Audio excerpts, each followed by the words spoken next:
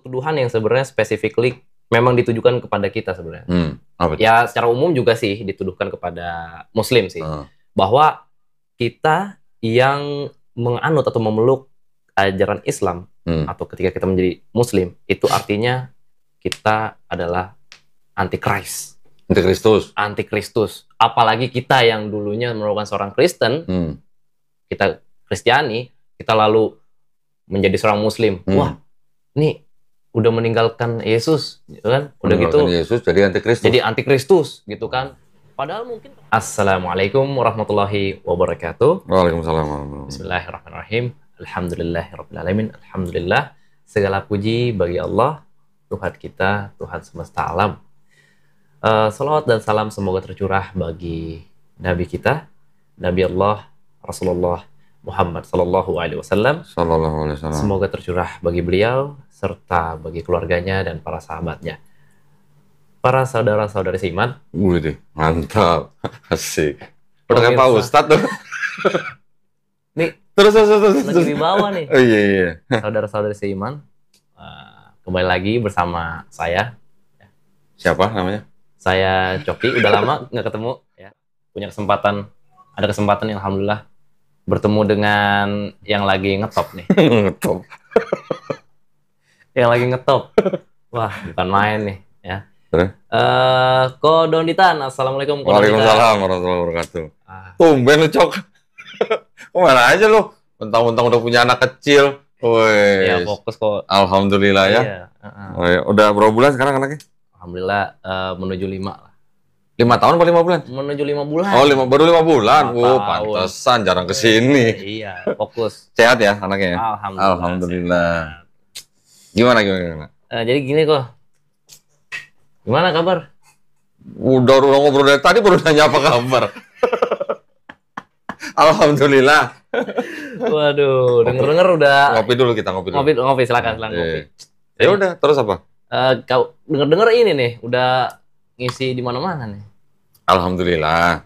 Ngisi kajian. Saya sih gini, jadi ya lambat laun saudara-saudara kita yang Muslim tuh akhirnya bisa menerima yang namanya dakwah Kristologi. Atau dakwah tauhid ya. Ya alhamdulillah kan berarti mereka sudah mulai menerima gitu. Karena belum semua saya tahu saudara-saudara kita yang Muslim itu bisa menerima bahwa kita belajar kitab lain. Nah, memang ini fardu kifayah.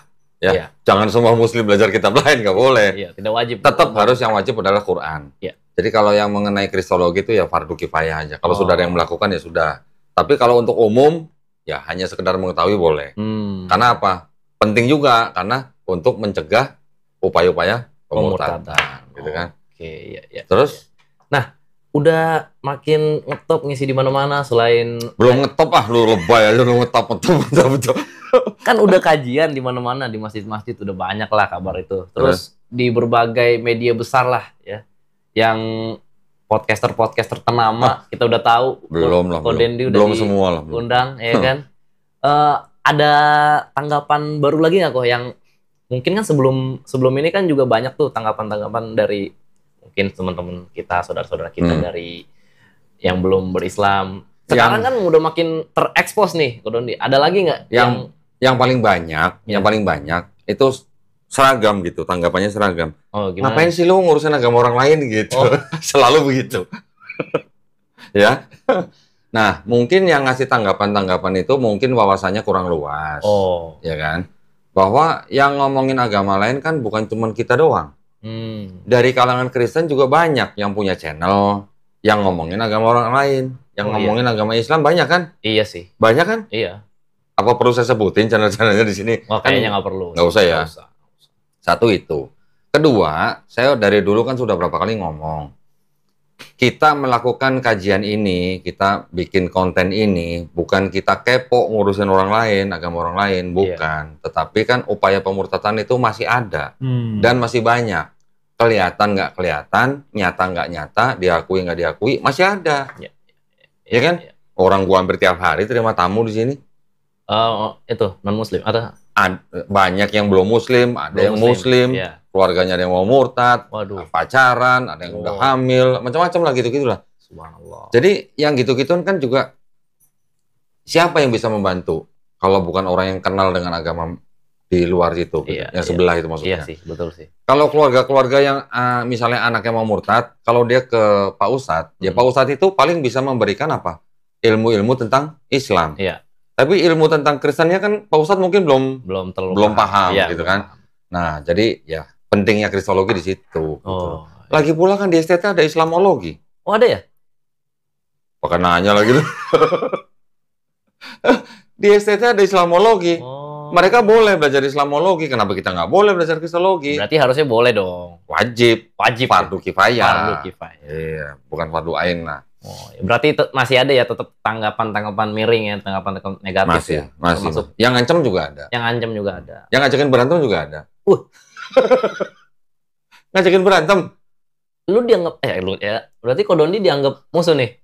Iya, dianggap musuh. Makanya gue bingung kasihlah musuhnya di mana gitu. Gue udah coba untuk jaga wibawa. Oh gitu ya. Tapi akhirnya gak bisa juga.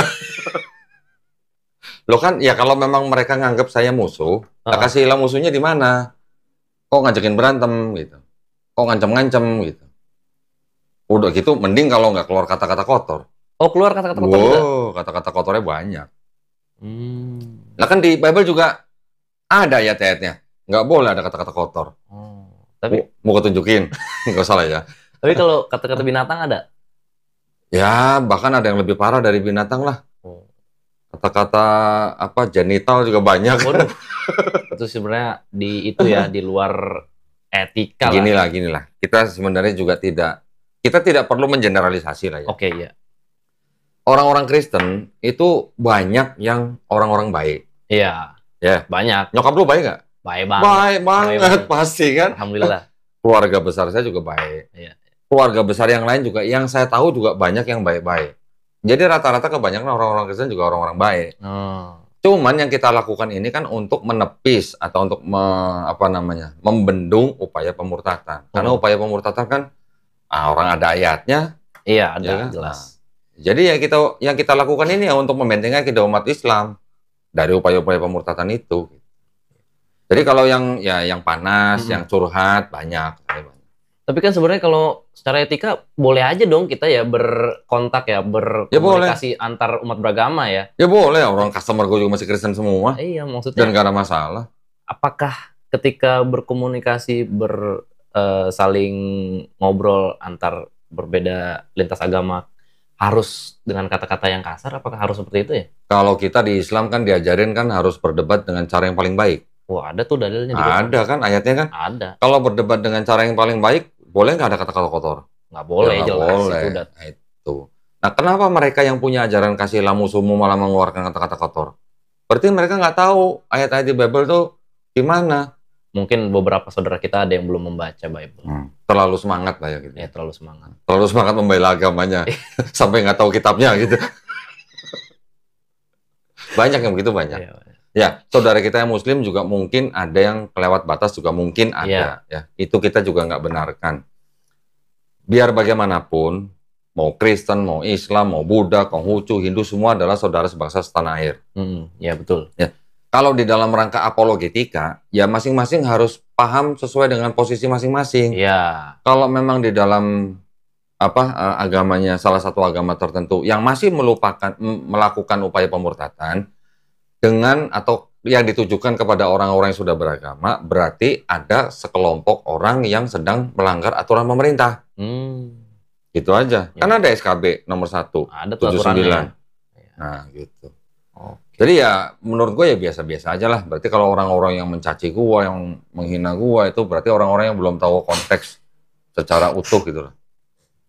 Toh kita nggak pernah komplain, Andre bikin Andre Tunggal bikin reaction mulu kan, gue juga nggak komplain. Gue juga gue diemin aja. Iya. Gue tahu dia sedang membentengi akidah umat Kristen. Dan ya, itu bener kan? It's okay ya, nggak apa-apa. Ya buat gue ya terserah dia, itu hak dia. Dengan role-nya dia sebagai seorang pendeta mungkin ya kan? Ya memang harus begitu. Harus begitu. Ya, kalau enggak malah aneh kan? Iya, jadi kalau gue nggak bikin konten ada orang syahadat di sini, malah Andre Tunggal nggak ada konten malah. Ya kan kita rahmatan lil alamin. Iya. Justru karena kita dakwah kita dan direction, dia jadi bahan reaction. Iya. Jadi ada konten kan? Ada konten. Dapat duit juga berarti. Dapat duit, alhamdulillah kan? Alhamdulillah juga. Masih bisa makan berarti. Masih bisa makan. Ya. Iya. alhamdulillah juga saudara kita jadi punya makan, ada makan. Lebay lu. Aduh. Terus mau ngomongin apa nih? Aduh, jadi gini kok, terkait dengan serangan nih. Mungkin serangan apa? Aduh. Kita kan ya kita tahu sendiri lah, Ko Dondi, saya juga mantan dari pemeluk agama. Susah amat ngomongnya, mantan kafir gitu. Susah amat ngomong. Ini lagi jaga wibawa. Oh, jaga wibawa. Udah jarang nongol. Ya kan? Lu udah ke PRT aja jaga wibawa. Iya. Jadi kita kan sebagai... Ini kok catatannya banyak sih? Tetap itu. Ya, ini buat jaga wibawa aja. Kayak mahasiswa nyatet-nyatet. Jangan dipatahin mulu dong. Jadi gini, kita kan sebagai orang yang sebelumnya belum muslim, sekarang menjadi seorang muslim, ada suatu tuduhan yang sebenarnya specifically memang ditujukan kepada kita sebenarnya. Ya secara umum juga sih dituduhkan kepada muslim sih. Bahwa kita yang menganut atau memeluk ajaran Islam, atau ketika kita menjadi muslim, itu artinya kita adalah antikris. Antikristus. Apalagi kita yang dulunya merupakan seorang Kristen, kita Kristiani, kita lalu menjadi seorang Muslim. Wah, ini udah meninggalkan Yesus, gitu kan? Udah gitu. Yesus jadi antikristus. Jadi antikristus, gitu kan? Padahal mungkin kalau menurut saya bukan meninggalkan Kristus, kan kita tahu kan? Itu udah bahasannya udah banyak lah di mana-mana kan. Kita bukan meninggalkan Kristus.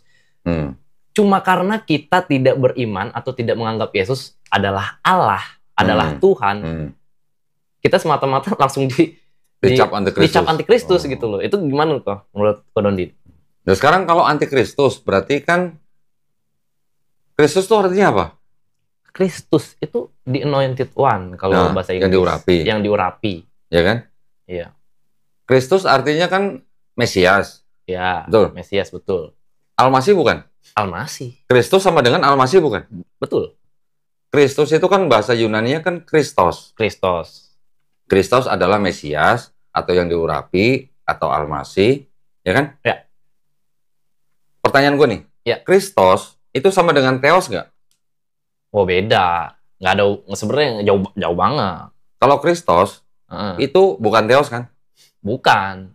Berarti kalau kita Islam, kita menganggap Nabi kita, Nabi Isa, sebagai Al-Masih atau sebagai Kristus, terus kita antikristusnya di mana?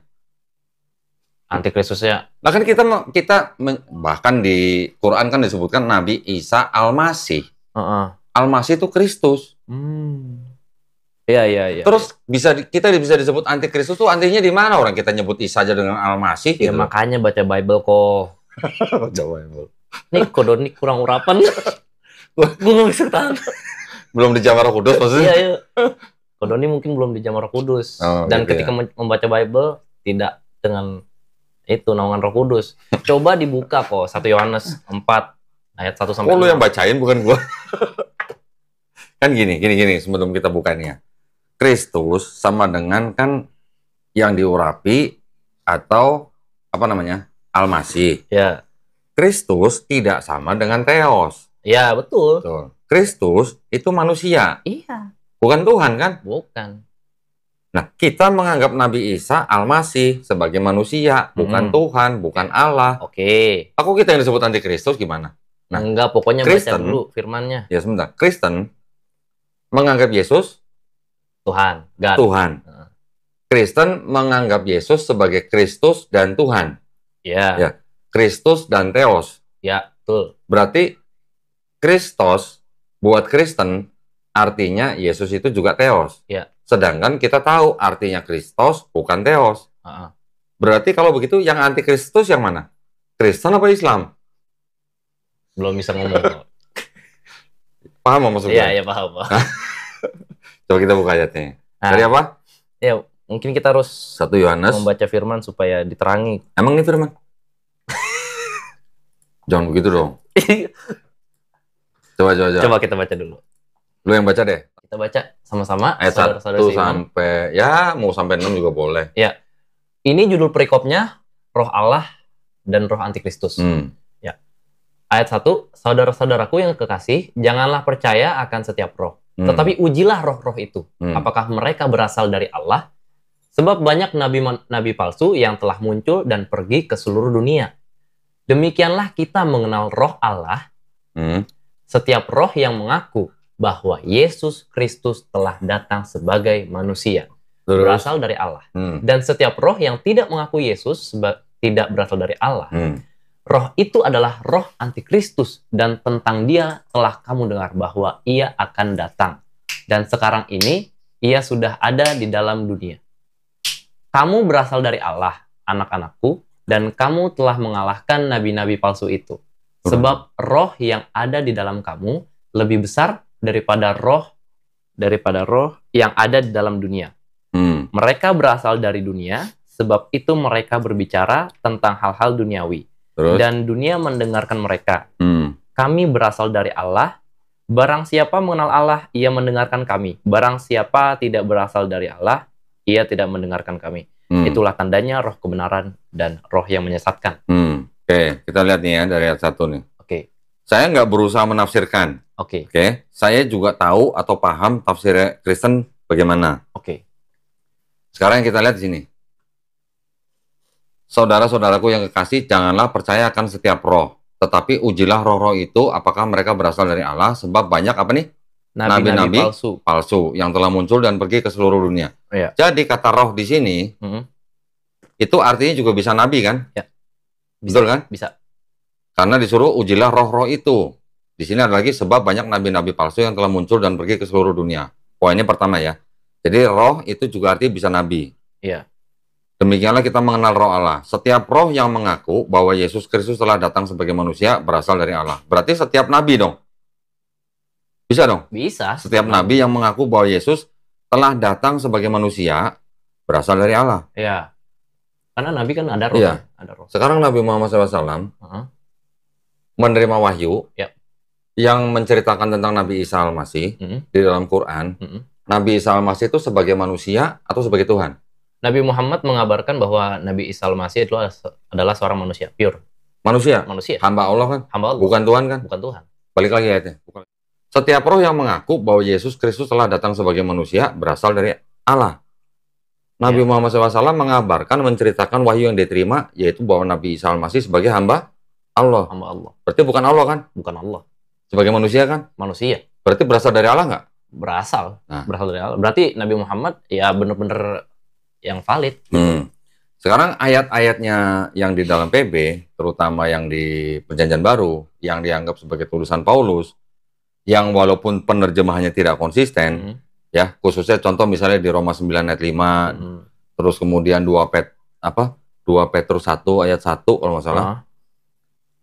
Ditampilin dulu. Itu disebutkan apa? Ia atau Yesus adalah Allah. Adalah Allah. Berarti ya selain manusia juga Allah kan? Juga Allah. Berarti kalau begitu yang mengaku bahwa Yesus telah datang sebagai manusia dan Allah berasal dari Allah nggak? Berarti enggak dong? Tunjukin dulu kok coba. Gue tunjukin. Ya, tunjukin dulu. Roma 9 ayat 5. Jangan-jangan ini bukan ini. Memang ini bermasalah penerjemahannya karena beda versi, ada yang berbeda penerjemahannya. Mereka adalah keturunan bapak-bapak leluhur yang menurunkan Mesias. Mesias siapa? Yesus kan? Ya. Dalam keadaannya sebagai manusia kan? Ya. Manusia nih ya? Ya. Yang ada di atas segala sesuatu. Iya siapa? Iya adalah. Iya siapa? Iyanya. Iya. Mesias itu kan? Mesias ya. Iya, berarti kan Yesusnya kan? Iya. Berarti kalau gua ganti Yesus adalah Allah yang harus dipuji sampai selama-lamanya, berarti Yesus Allah bukan? Iya kalau di sini. Berarti kalau di sini ayat ini kan Yesus tidak hanya sebagai manusia, tapi dia juga Allah. Betul? Ya.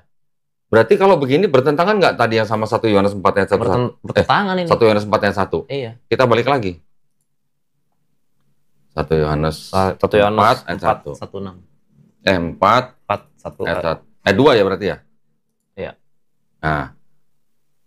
Setiap roh yang mengaku bahwa Yesus Kristus telah datang sebagai manusia berasal dari Allah. Ini cuma sebagai manusia loh, bukan sebagai Allah loh. Iya. Berarti yang Roma 95 itu berasal dari Allah nggak? Berarti enggak dong? Enggak. Karena nggak sejalan ya. Nah, itu maksudnya. Selaras ya. Di sini ada nggak kata-kata bahwa Yesus Kristus telah datang sebagai manusia dan Allah? Nggak ada ya. Nggak ada kan? Atau sebagai manusia dan Tuhan? Nggak ada juga. Oh, tapi kan ini kok. Mungkin Yesus Kristus telah datang sebagai manusia. Berasal dari Allah gitu. Ya cuman berasalnya juga. Kita juga semua berasal dari Allah. Oh iya. Nanti Paulus juga bilang kita semua juga berasal dari Allah loh. Oh iya. Ada ayatnya nanti. Betul. Okay. Tapi poin kita sekarang adalah yang mengaku bahwa Yesus Kristus telah datang sebagai manusia, nggak ada ya kata-kata dan sebagai Allah ya. Dan Allah nggak ada. Nggak ada ya. Nggak ada. Itu berasal dari Allah. Berarti kalau yang mengaku Kristus datang sebagai manusia dan Allah, berarti bukan berasal dari Allah dong. Bukan valid berdasarkan dari Allah. Sekarang Konsili Kalsedon 451 Masehi mengatakan apa? Yesus sepenuhnya manusia, sepenuhnya Allah. Oh. Ya. 100% manusia, 100% Tuhan. 100% manusia. Berarti kalau ada akidah Yesus sepenuhnya manusia, sepenuhnya Allah, cocok nggak dengan 1 Yohanes 4 ayat 2? Ya, enggak. Ya nggak cocok dong. Kalau di sini kan cuma sebagai manusia, nggak ada Allahnya. Sedangkan konsili kalau cuma berasal dari Allah, setiap kita juga berasal dari Allah. Berasal dari Allah juga. Gimana dong? Ya. Tutup dulu. Okay. Sampai di sini paham? Paham sih sampai sini. Ya. Lagi nih. Bentar. Nanti kita kuatin. Nanti jangan sampai kita dibilang asumsi. Gitu. Waduh. Bentar ya.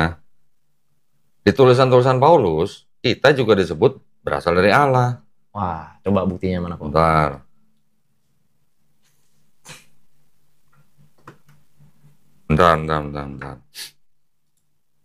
Tunjukin.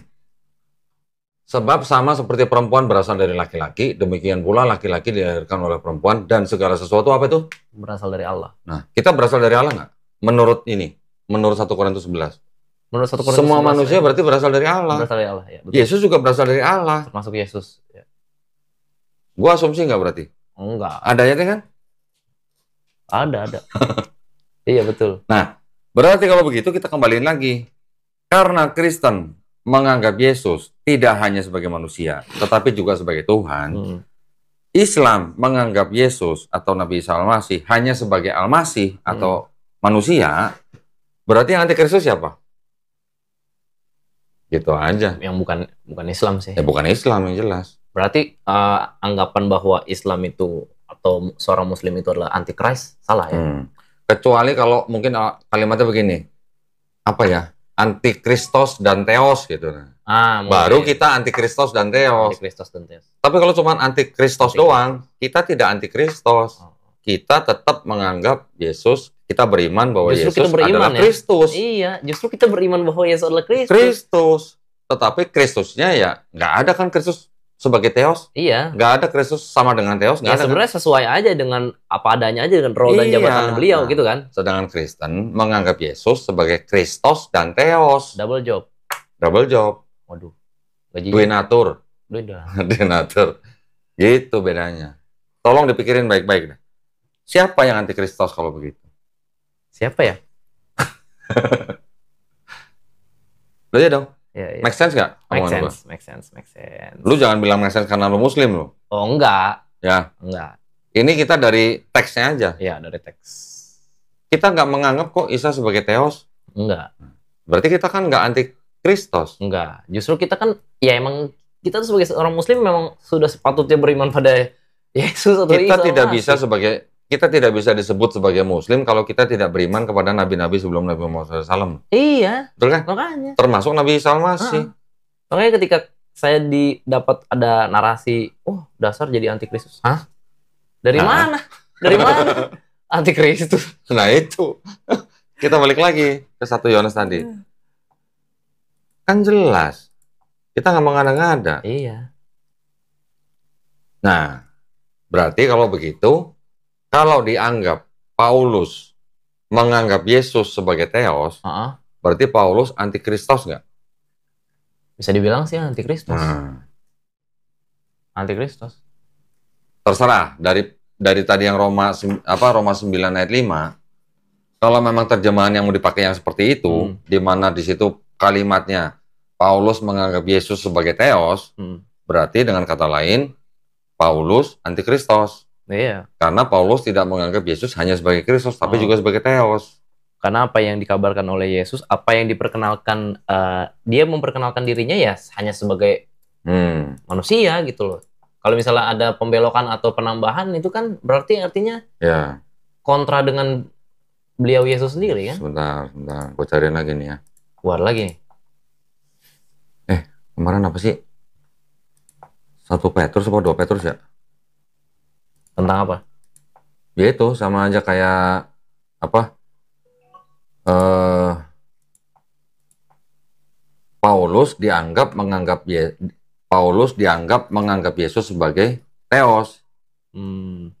Yang satu Allah, satu Tuhan itu? Bukan ya? Sebentar. Belum dibuka sini. Apa ya? 2 Petrus 1:1. Sorry. Ini gue bukain ya. 2 Petrus 1:1. Karena keadilan. Ini TB. Nih. Bentar. Bisa ditampilin?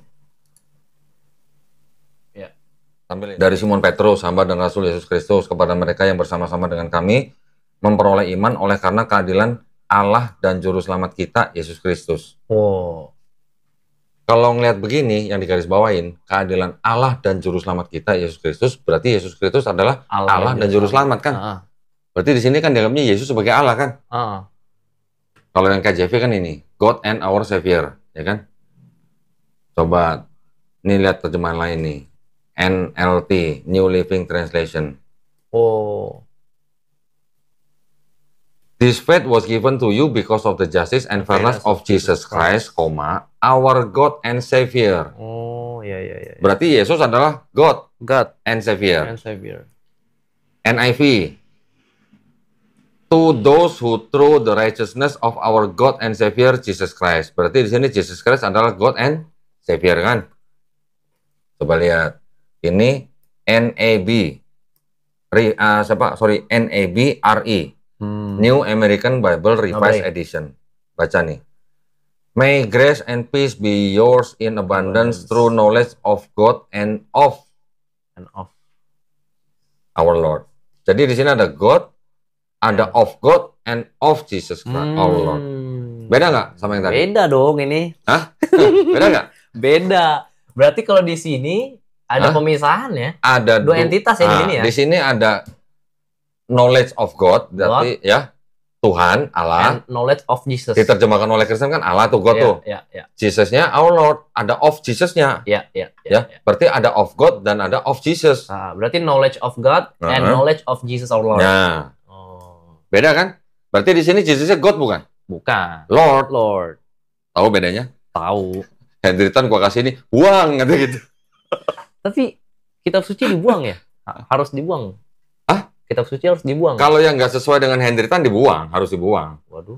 Nah, Hendritan kan cuma TB1. Sama TB2 dibilang ada beda aja, buang gitu.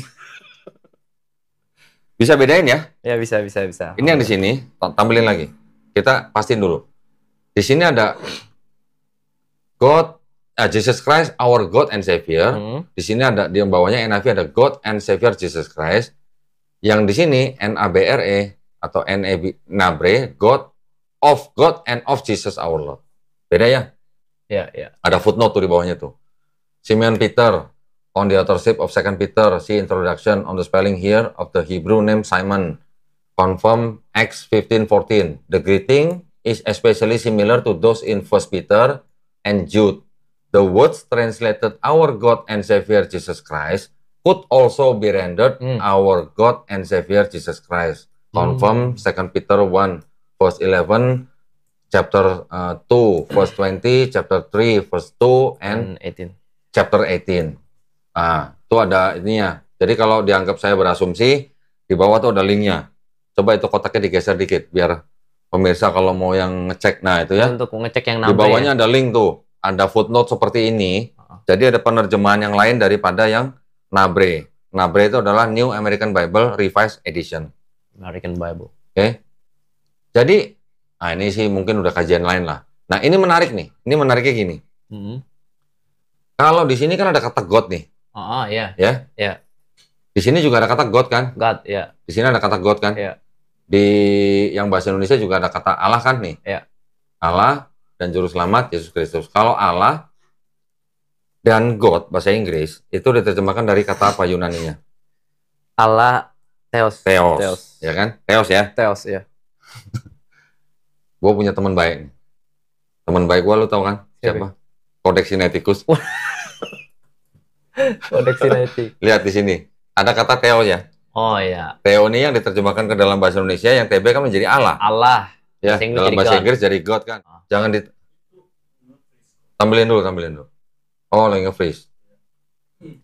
Coba. Kita coba buka di Codex Sinaiticus. Codex Sinaiticus. Okay. Kalau Theos, ada nggak di ayat itu di Codex Sinaiticus? Ternyata nggak ada. Oh, nggak ada. Nah lo, gimana? Bisa lihat nih. Itu coba, udah bisa belum? Udah, ini kita lihat nih. Oke. Sebentar. Ini ya tadi ya. Nah, ini si ini nih.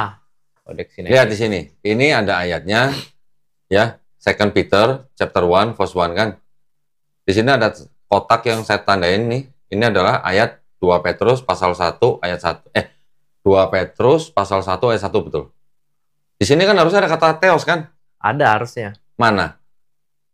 Ini ada satu kata yang saya tandain kotak lebih kecil di sini. Ini KY, tulisannya seperti KY ya. Yeah. KY itu adalah singkatan dari Kyrios. Oh. Ini singkatan ini disebut sebagai nomen sacrum nih, lihat nih. Singkatan juru tulis Yunani.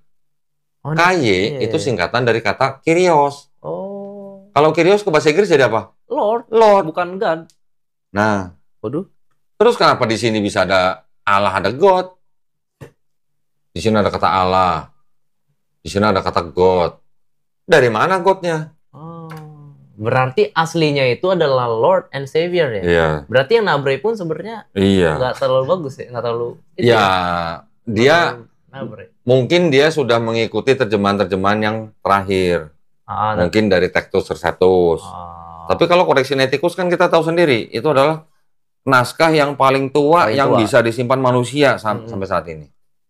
Nggak ada kata Theos. Ada Theos. Terus dari mana ada God? Iya. Halo, gitu. Ya. Berarti Nabre nggak mengikuti Sinaiticus ya? Tapi Nabre jujur. Terjemahannya bisa berubah. Oh, gitu. Iya.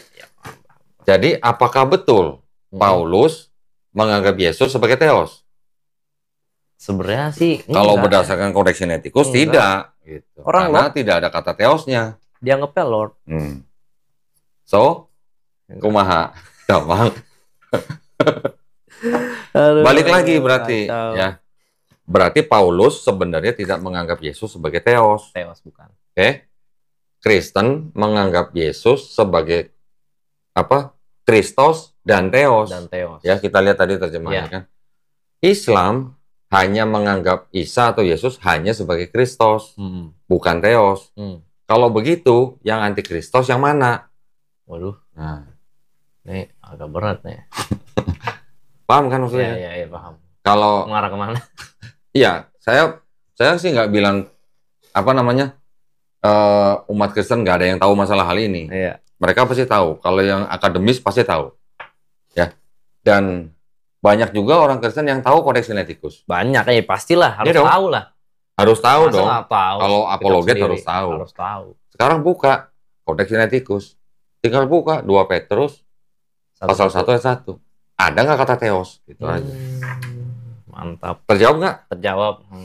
Terjawab dengan baik apa terjawab dengan ragu-ragu?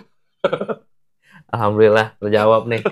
Aduh. Yang Roma 9 ayat 5 juga begitu. Tetapi apa namanya?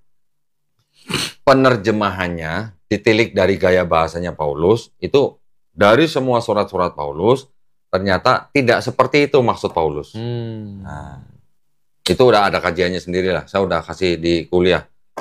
Mantap. Masya Allah nih teman-teman nih. Berarti kesimpulannya apa? Kesimpulannya siapa yang antikristos? Jawab sendirilah. Masih Islam gak nih antikristos? Kalau saya berani katakan Islam tidak antikristos. Karena Islam tidak menganggap Yesus sebagai Theos. Hanya Kristos. Tapi kok gini kok, walaupun pada akhirnya, oke lah, ya udah kita ikutin aja. Yesus adalah Theos. Menurut Kristen. menurut Kristen. Oke lah, kita mengalah. Yesus adalah Theos, adalah God, adalah Tuhan dalam arti yang Tuhan sejati. Manusia, sepenuhnya manusia, sepenuhnya Tuhan. Oke, terus? Tapi dia Tuhan yang jadi manusia. Yang jadi manusia, otomatis dia mengambil rupa sebagai rupa sebagai salah satu ras lah, atau salah satu suku di muka bumi ini. Iya dong. Yesus orang Yahudi. Orang Yahudi, bukan yang Lewi. Ya, secara umum dia adalah bangsa Yahudi, bangsa Israel. Kaum Yahudi, ya, bangsa Israel kan? Gitulah. Berarti gimana tuh ya? Apakah Tuhan? Lo mancing lo ya? Gue tahu arahnya kemana, gue tahu. Arah kemana emang? Jadi artinya yang mungkin saya tangkap gini. Berarti Tuhan di dalam pandangan Kristen itu kan sudah menjelma jadi manusia. Iya. Menjadi manusia artinya dia harus memilih ras tertentu dong. Tentu. Iya dong? Iya. Karena Yesus orang Israel atau orang Yahudi, bukan ras yang lain, bukan ras apa istilahnya Eropa, Afrika, Asia, ya.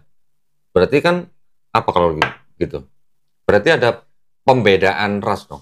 Berarti Tuhan itu punya ras, punya suku. Iya. Tuhan punya suku. Artinya Tuhan memilih ras tertentu. Dan pada kenyataannya maksudnya gini, berarti kalau Tuhan mengambil bentuk manusia dengan ras tertentu, berarti Tuhan itu adil nggak sama ras yang lain? Waduh. Loh iya dong.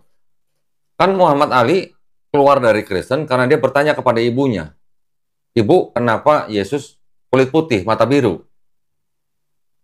Gua dulu sebagai Kristen Cina juga dalam hati gua, kenapa Tuhan gua bule gitu. Gue juga pengen Tuhan Cina gitu. Lu dulu nggak pengen punya Tuhan orang Batak? Pengen nggak? Nah, sebenarnya sih gue prefer bule aja sih. Oh, bule aja. Ya, nggak apa-apa. Biar mancung gitu. Iya. Okay. Biar mancung. Keren. Biar nggak malu-maluin lah gitu ya. Matanya biru gitu ya. Bule, padahal bukan bule ya. Harusnya bukan. Yahudi bukan bule. Bukan Kaukasian ya, bukan European ya. Iya, artinya bukan ras, bukan Edom lah istilahnya. Bukan bangsa Edom. Bukan bangsa Edom. Iya. Rambutnya nggak pirang lah. Dia adalah orang Timur Tengah. Justru orang Semitik ya? Semitik. Nah, kalau Semitik terus digambarkan sebagai bule, berarti ada apa? Saksi dusta. Ada beberapa ahli yang mencoba merekonstruksi wajah Yesus. Kita lihat aja di YouTube. Ini maksudnya apa nih? Kita lihat aja. Oh, silakan. Real Jesus kali ya. Nah, ini.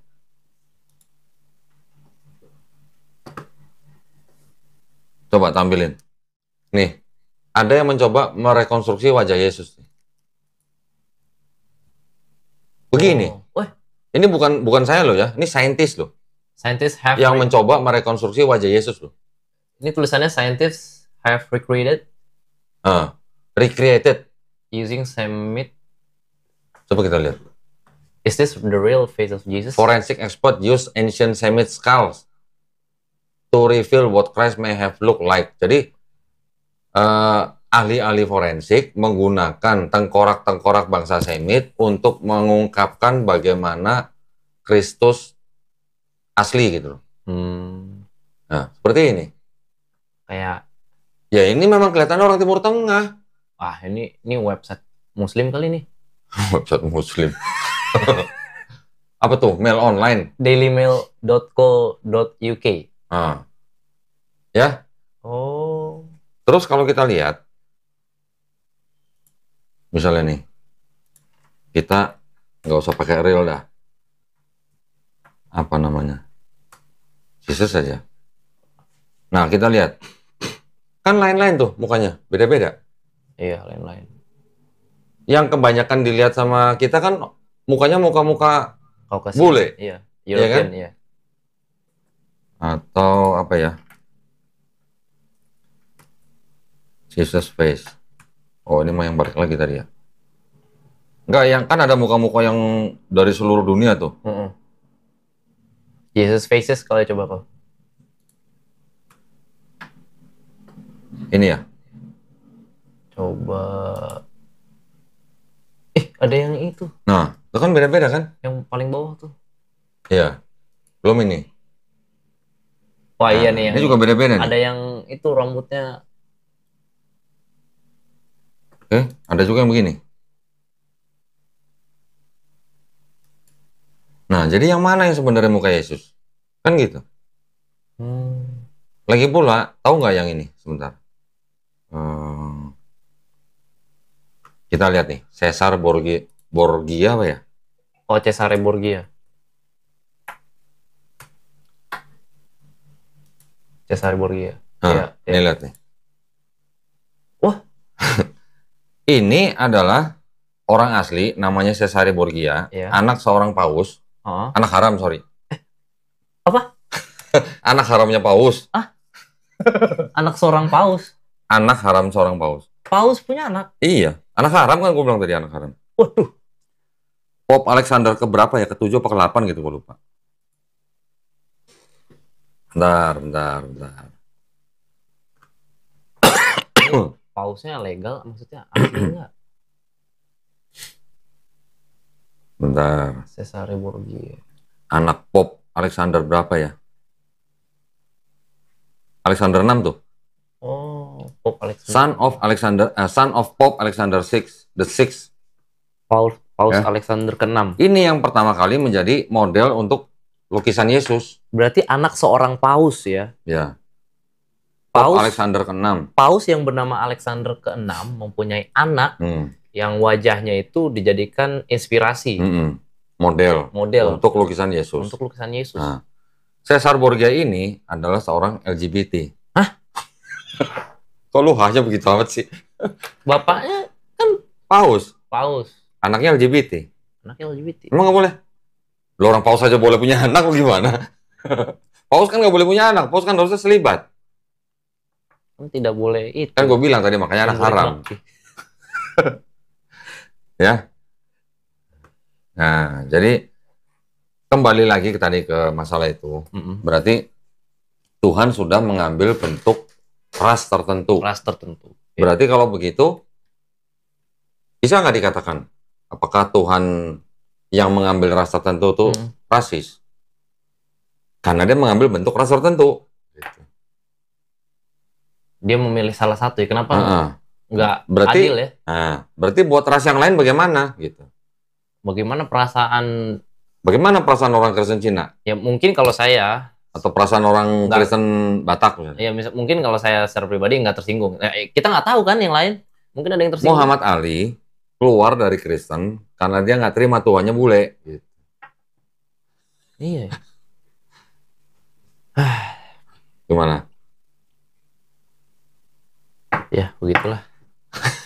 Ya begitulah. Lu nanya sendiri, lu jawab sendiri. Aduh, tapi gini kok. Bahasan lanjutannya begini. Ketika Yesus berarti sudah memiliki ras, ya, dan ras itu spesifik, ternyata dia adalah seorang Bani Israel, ya, yang mempunyai kalau Yahudi ya menurut Kristen ya, kata Yahudi menurut Kristen. Nah, dalam paham kebudayaan Bani Israel ini mempunyai paham bahwa orang di luar Bani Israel itu sebagai warga atau manusia kelas 2 lah gitu. Jadi orang non-Israel atau kita disebut sebagai goyim itu lebih rendah daripada bangsa. Bangsa dia begitu. Orang Yahudi menganggap orang di luar Yahudi itu bisa dengan sebutan dalam bahasa Indonesia itu anjing atau babi. Oh, iya. Sampai gitu ya? Iya, itu istilah aja ya, istilahnya. Istilahnya mereka untuk menganggap orang di luar Yahudi sebagai anjing atau babi. Sebutannya begitu. Makanya kan ada kan, jangan berikan apa kepada anjing di Bible. Buktinya mana? Sebentar. Tadi di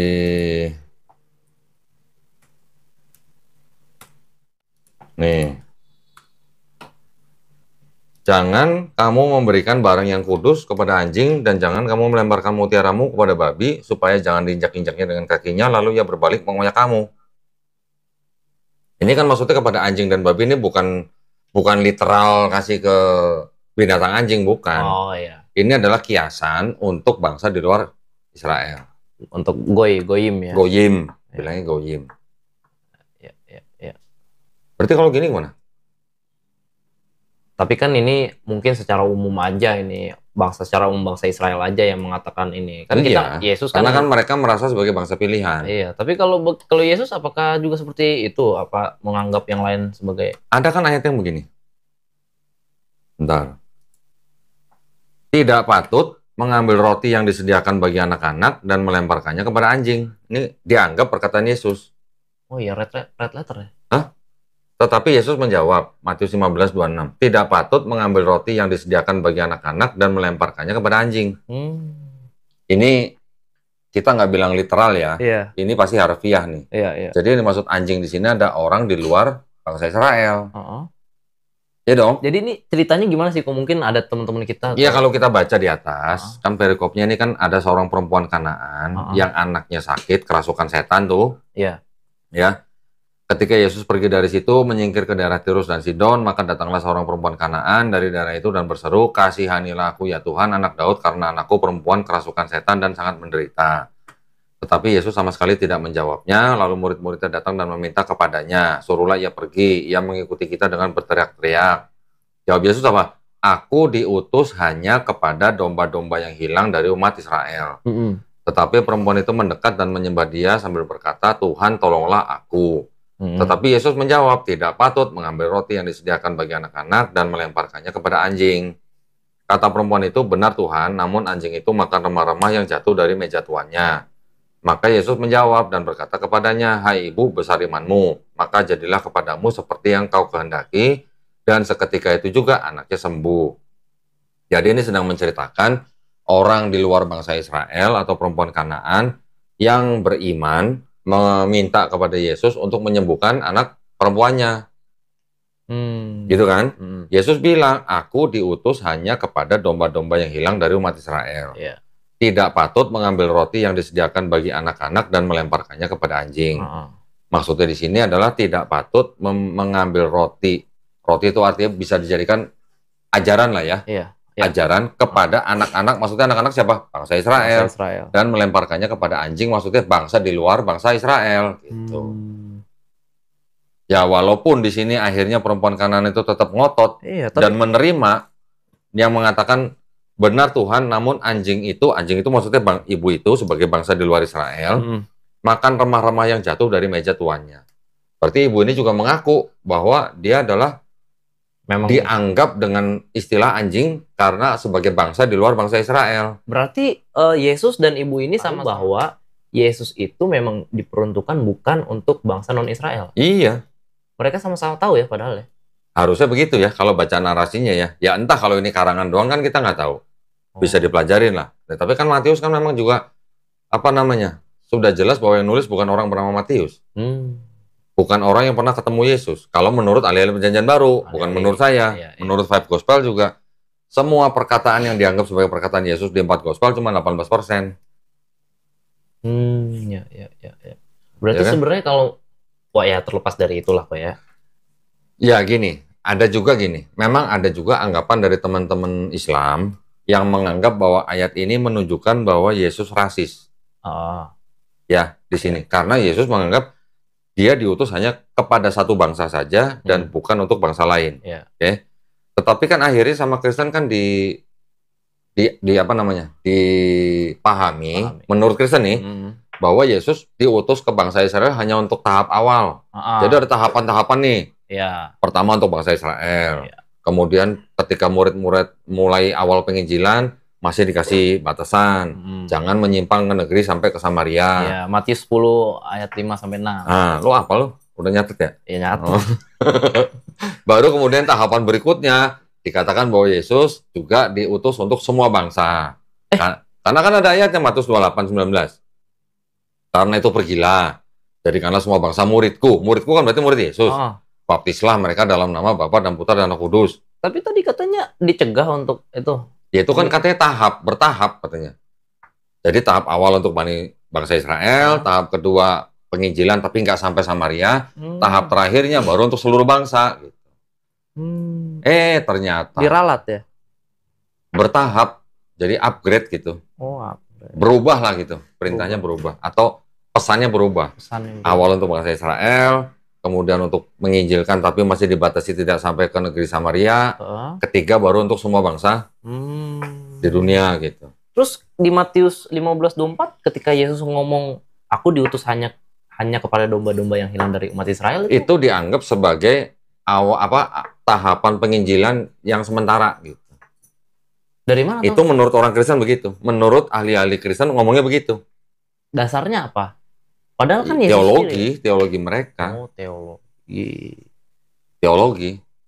Baru kemudian pada saat Yesus mau diangkat, baru nyuruh murid-muridnya ke seluruh dunia menjadikan semua bangsa murid Yesus, atau dengan kata lain menjadikan semua bangsa orang Kristen menurut orang Kristen. Gitu.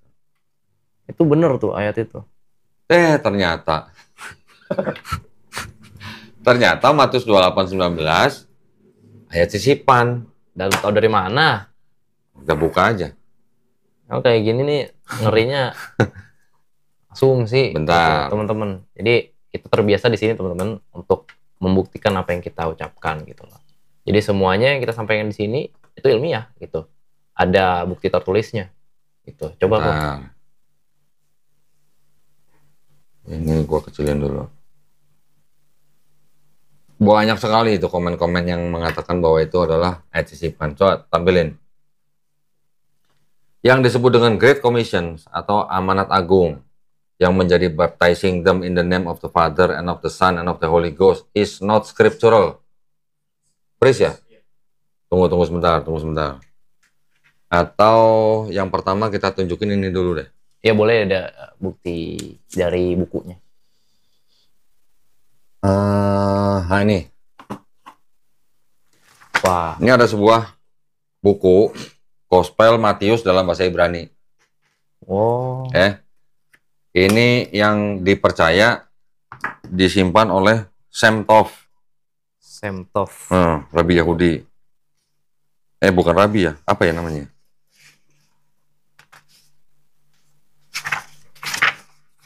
Kita cari nih, Matius 28:19.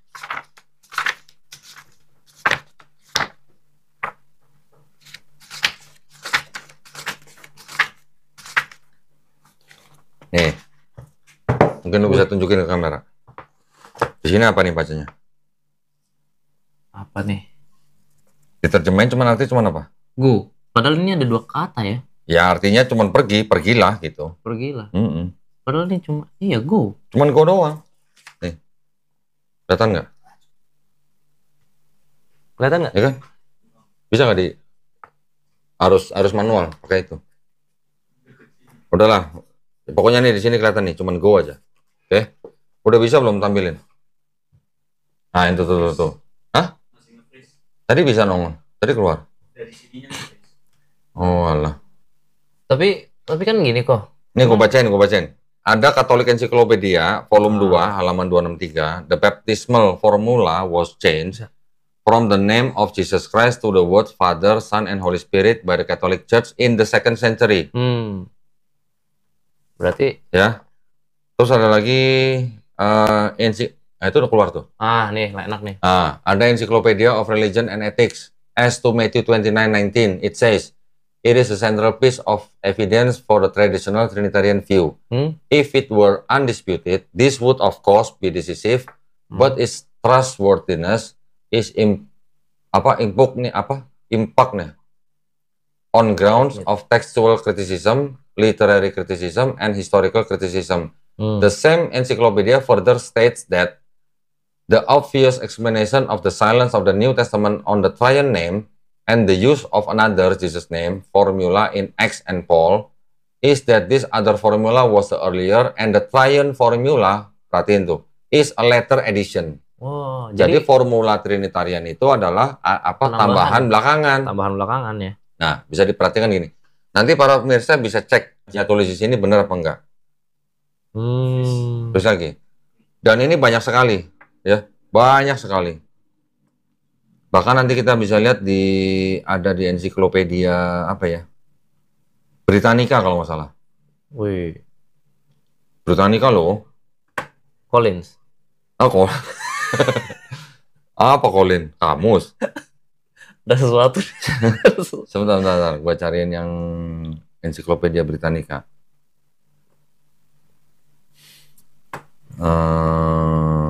Banyak lah pokoknya ini banyak lah. Nah, satu lagi gini. Oke ya, nanti itu udah sering saya bicarain lah. Iya.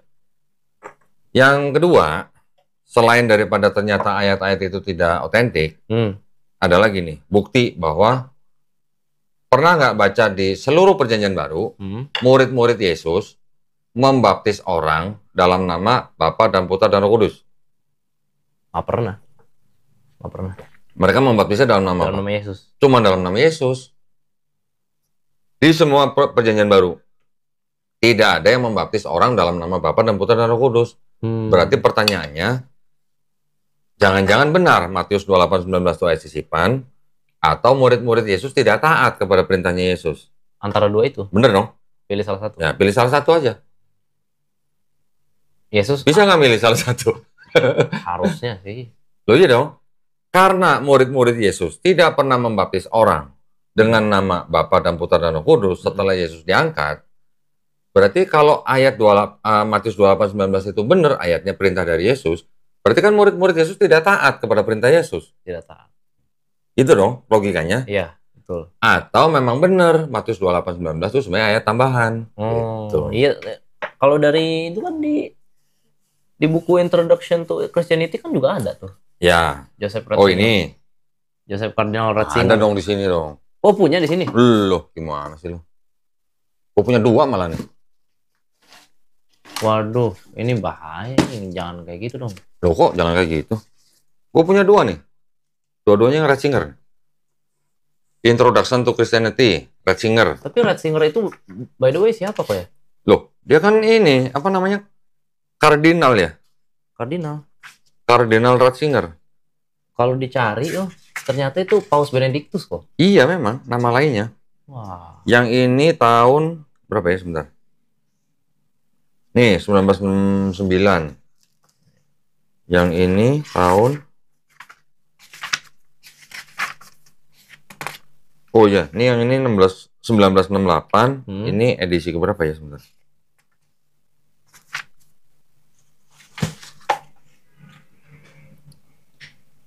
Bentar.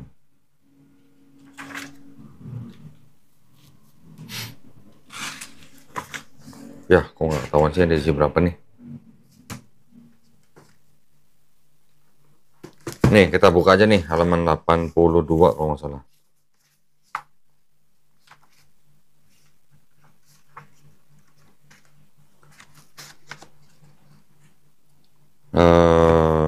Udah pernah aku bacain ini kok. Apa yang di sini ya? Di halaman 82 kali kok. Iya, 82. 82, 83. So far as its place of origin is concerned, the text comes from the city of Rome. Wow. The Trinity baptism and the text of Matthew 28:19 therefore did not originate from the original church that started in Jerusalem. Around AD 33, it was rather, as the evidence proves, a later invention of Roman Catholicism, completely fabricated. Nah, lo, itu apa? Itu mungkin salah satu. Enggak, ini ada salah satu ini. Ini mana? Ini nih. Oh iya. Sebentar. The Trinity baptism and text of Matthew didn't originate from original church.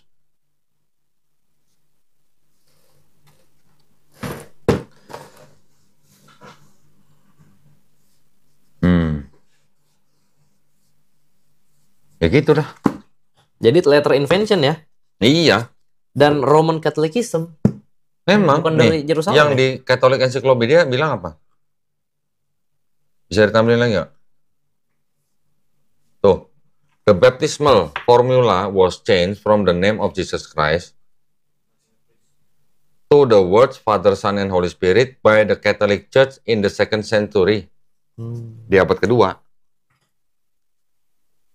Ini menurut literatur dari Katolik ya? Ensiklopedia loh. Encyclopedia of Catholic. Jadi tentu bahan pembelajar dari para biarawan ya dari Ensiklopedia yang nulis bukan satu orang loh.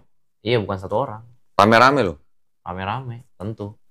Dan juga ditambah literasi dari Bapak Joseph Cardinal Ratzinger yang merupakan seorang Paus Benedictus. Kita tahu beliau yang sangat kita hormati. Yang berjudul Introduction to Christianity. Tadi saya bacakan bahwa ya ini came from the city of Rome, dari Roma gitu. Bukan dari tempat Yesus lahir ya. Ya, itu kan komentar-komentar ya. Komentar. Sekarang pembuktiannya kan tadi yang seperti saya bilang. Coba cariin ayat di seluruh PB yang menceritakan murid-murid Yesus, siapa aja lah, yang membaptis orang dalam nama Bapa dan Putra dan Roh Kudus. Udah gitu aja. Kalau nggak ada, kemungkinannya dua. Bener Matius 28:19 itu tidak asli, atau murid-murid Yesus tidak taat kepada perintah Yesus. Gitu aja. Dan bahasan kita ini sebenarnya bukan cuma tentang Tritunggalnya aja ya kok ya. Berarti tentang yang bahwa Yesus itu untuk seluruh dunia ya. Berarti itu udah satu paket kan? Iya, nyambung. Jadi ya sesuai dengan ayat yang tadi awal bahwa Yesus bilang aku diutus hanya untuk domba-domba yang hilang dari umat Israel, yang kontradiksi dengan Matius 28:19. Iya. Kalau apologet Kristen bilang itu adalah tahapan-tahapan, ternyata perintah Yesus tidak dilaksanakan oleh murid-muridnya sendiri. Berarti itu ya, dan banyak bukti-bukti ya bahwa ada catatan-catatan bahwa dari kalangan Kristen sendiri yang mengatakan bahwa Matius 28:19 itu adalah tambahan belakangan di abad kedua. Nah, satu lagi bukti mau. The Five Gospels. Iya dong. Teman-teman, kalau The Five Gospels ini udah bukan main-main lagi, ini bukan cuma sendiri yang bikin. 80 orang, hampir 80 orang. Dan gelar pendidikannya semuanya DD, BD, PhD. Waduh. Gue juga PhD sebenarnya gue. Apa tuh? Perhitungan dagang. Bukan filosofi divinity ya. Jangan sedih. Jadi teman-teman di buku The Five Gospel ini dijabarkan ayat-ayat yang berwarna red ya, terus ada pink, gray, and black. Jadi kalau di red itu benar-benar perkataan Yesus. Pink itu sure sounds like Jesus. Kalau gray, well maybe. Kalau black, ya Jesus did not say this. There has been some mistake gitu. Keterangannya gitu. Makanya 28. Nah, kalau kita lihat nih teman-teman nih, ternyata tertulis dalam warna black kok. Sebentar, iya. Enggak gini, kita bacain aja. Ini yang sudah diterjemahin ke bahasa Indonesia ya. Ini aslinya bahasa Inggris nih. Ini yang bahasa Inggris, saya bacain bahasa Indonesia aja, biar teman-teman nggak nanya-nanya tuh artinya apa gitu ya. Ini saya tunjukin dari sini nih. Oh ya, sebelumnya kita kasih lihat dulu yang nulis siapa. Muslim. Roster of the Fellows of the Jesus Seminar. Jadi ini apa namanya, penulis-penulisnya nih, hampir 80. Coba. Gimana? Atasin dikit biar kelihatan. Ya, segini banyak orang ini. Nah, gelarnya PhD, Master Divinity, MA. Mereka ini pendeta tuh apa sih? Apa nih? Master Teologi. Master Teologi bahkan. Iya nih, jadi ahli-ahli teologi semua. Mualaf kali. Ini kebanyakan PhD semua nih. Kan gue tadi bilang gue juga PhD, makanya Kohani manggil gue PhD. Perhitungan dagang tapi. Ya, ini Matius 28 ayat 19. Ini 19 nih. Karena itu pergilah, jadikanlah semua bangsa muridku dan baptislah mereka dalam nama Bapa dan Anak dan Roh Kudus. Ya, ini keterangannya gini. Perbuatan itu dalam Matius diekspresikan dalam bahasa Matius dan menggambarkan pendapat penginjil tentang misi dunia dari gereja. Yesus mungkin tidak memiliki ide meluncurkan sebuah misi dunia dan pastinya bukan seorang pembangun institusi. 3 bagian dari perbuatan ini, membuat murid, membaptis, dan mengajar, merupakan program yang diadopsi oleh gerakan yang baru, tetapi tidak menggambarkan instruksi langsung dari Yesus. Perbuatan-perbuatan ini? Halo. Ya ini sudah jelas, tidak menggambarkan instruksi langsung dari Yesus, berarti kan bukan perkataan Yesus. Iya ya? Iya dong.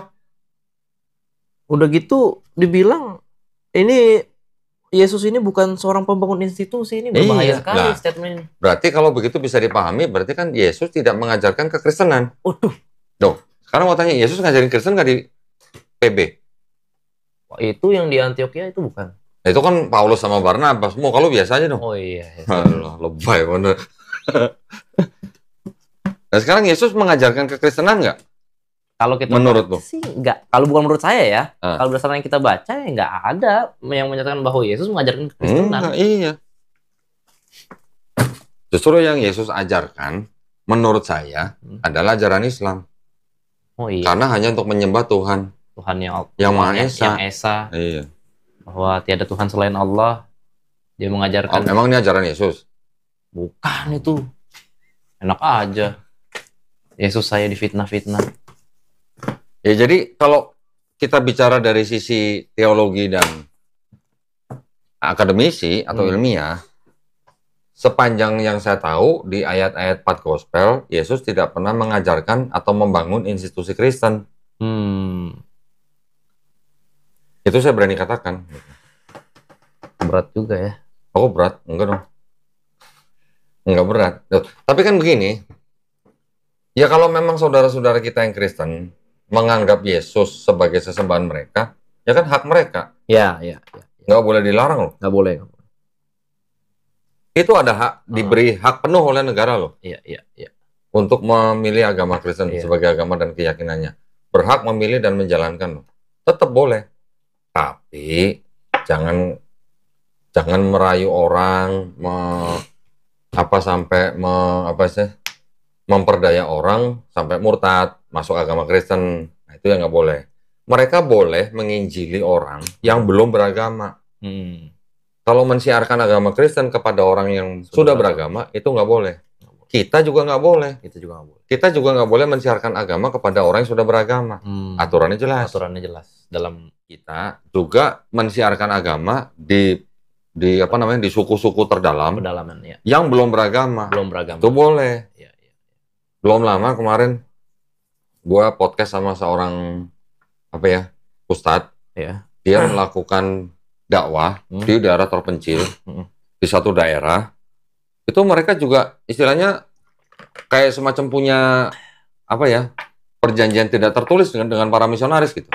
Oh, apa tuh? Itu tentang pensiaran agama terhadap orang-orang yang belum beragama, suku-suku yang masih dalam gitu lah, suku-suku terdalam. Masih ada gitu.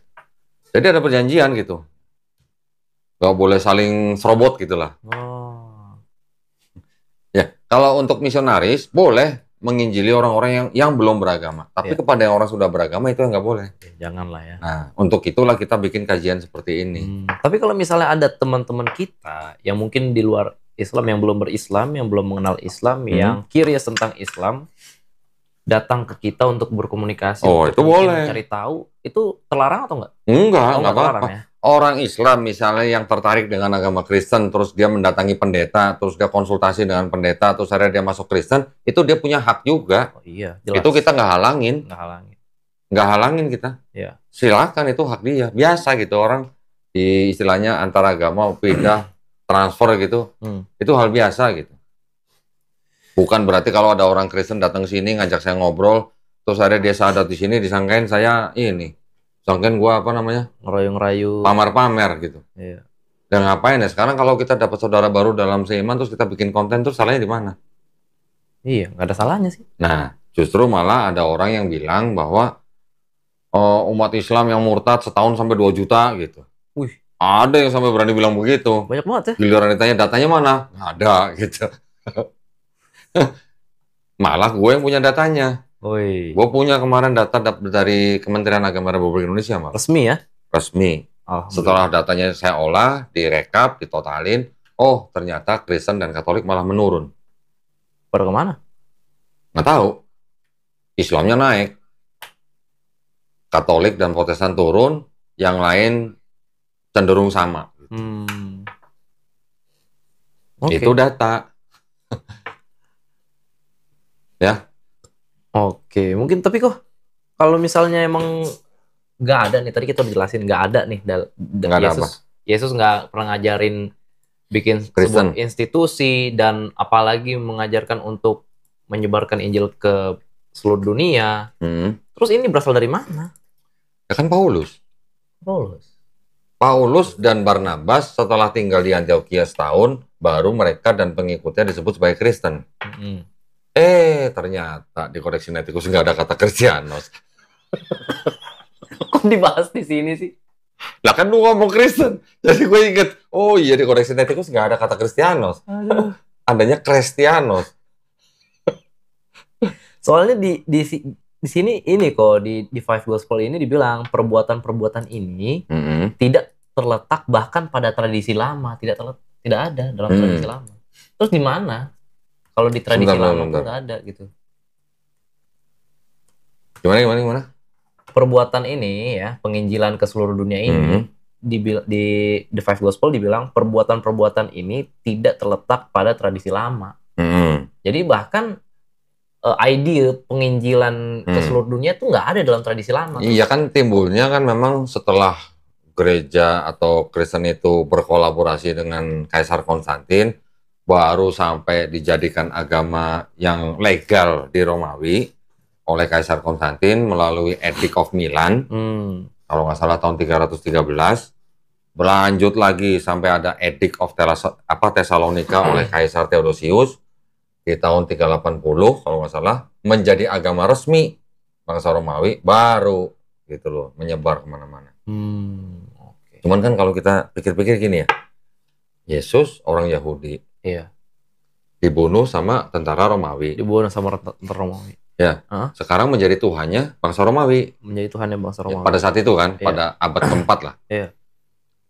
Orang Yahudi yang dibunuh oleh orang Romawi, akhirnya menjadi Tuhannya orang Romawi. Yang tadi dibunuh tadi udah dibunuh tuh. Iya.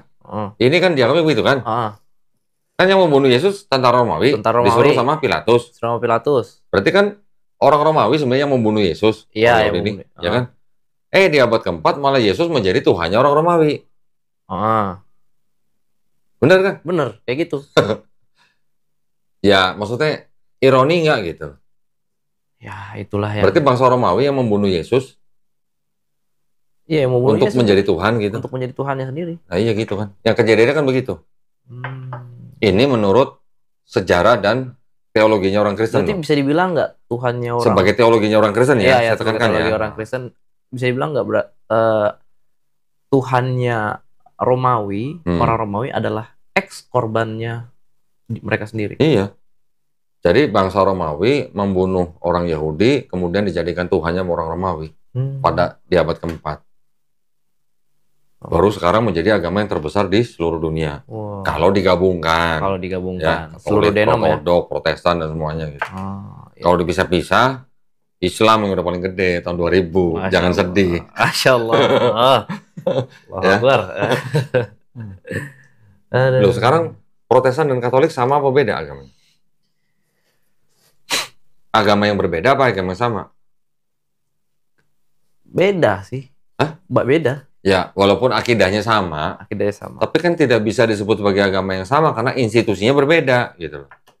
Bahkan orang Protestan atau Kristenan nggak mau dibilang Katolik.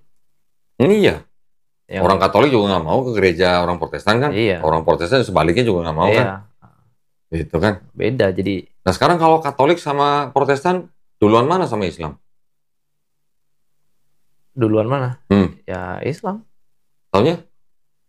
Apanya? Apanya nih? Secara apa nih? Iya, secara institusi. Oh, secara institusi. Gue bilangnya secara institusi. Kita lagi dari tadi kan ngomongin institusi nih. Katolik sebagai institusi, Protestan sebagai institusi. Ya kan? Ini bukan agama yang sama. Bukan agama yang sama. Oke. Sekarang sebagai institusi, duluan mana Katolik dan Protestan dan Islam? Sebagai institusi. Sebagai institusi.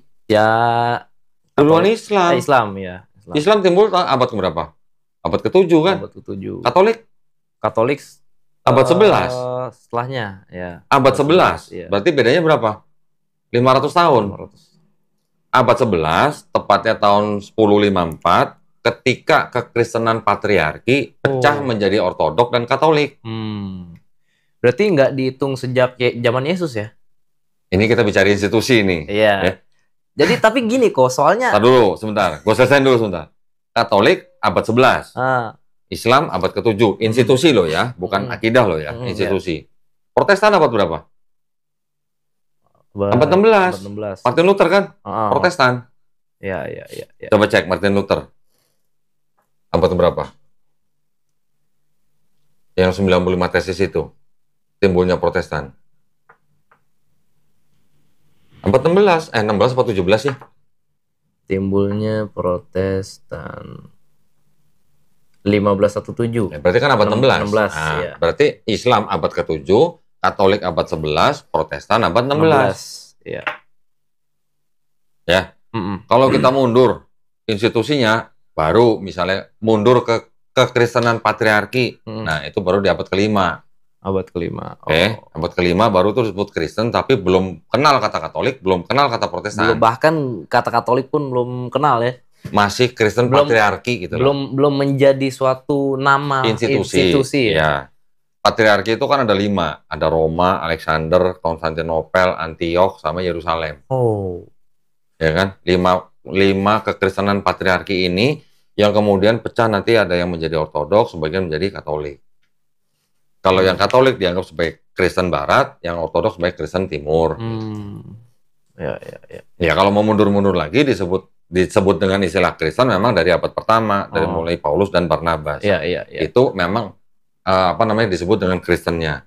Tetapi sebagai institusinya ya setelah mereka berkolaborasi dengan Romawi. Setelah menjadi agama resmi Romawi, baru bisa dikatakan institusi gitu lah. Terus banyak yang bilang kan? Banyak yang bilang apa nih? Banyak yang bilang Islam agama paling muda gitu. Widih. Jadi kan gitu. Kalau yang ngomong Protestan, dia nggak tahu bahwa agama dia baru timbul abad 16. Aduh. Kalau yang ngomong orang Katolik, dia nggak sadar bahwa Katolik baru ada di abad ke-11. Dia nariknya jauh ke belakang. Berarti kan dia mau menyamakan yang itu Katolik atau Protestan di abad-abad awal. Giliran itu nariknya ke belakang. Nah, kita juga bisa narik ke belakang. Kalau kita nariknya kan nggak tanggung-tanggung sampai ke Nabi Adam. Nah, kan gitu. Iya, secara esensi kita tuh memang ada nanti orang Kristen yang narik sampai ke Musa. Jadi Musa itu Kristen. Musa dianggap Kristen. Coba saudara-saudara sekalian, yang seiman maupun yang belum Muslim, direnungkan dalam setiap doa Anda, dalam setiap malam Anda, apakah benar Musa itu seorang Kristen? Lu ngomong udah kayak pendeta lu. Nah, kan pendeta Budia Sali begitu. Ngomongnya Musa adalah seorang Kristen. Berdasarkan Ibrani 11 ayat 26. Oh iya. Kita baca. Coba kita baca. Biar seru nih. Enggak, kita baca tafsirnya maksudnya. Ya, kita baca tafsirnya. Seru nih. Tafsiran Alkitab. Waduh, internetnya kemana nih? Waduh, sabotase. Apa kecabut? Tunggu sebentar. Aduh, ini ada. Sebentar ya. Ya, begitulah, menarik, teman-teman. Ya, tunggu. Sambil nunggu, terkonek lagi. Ini mungkin tadi kesenggol kali ini. Iya, apa-apa lah. Udah nyambung belum ke Vimic ya? Nyambung ya? Oke, sebentar. Nah, ini udah nyambung nih.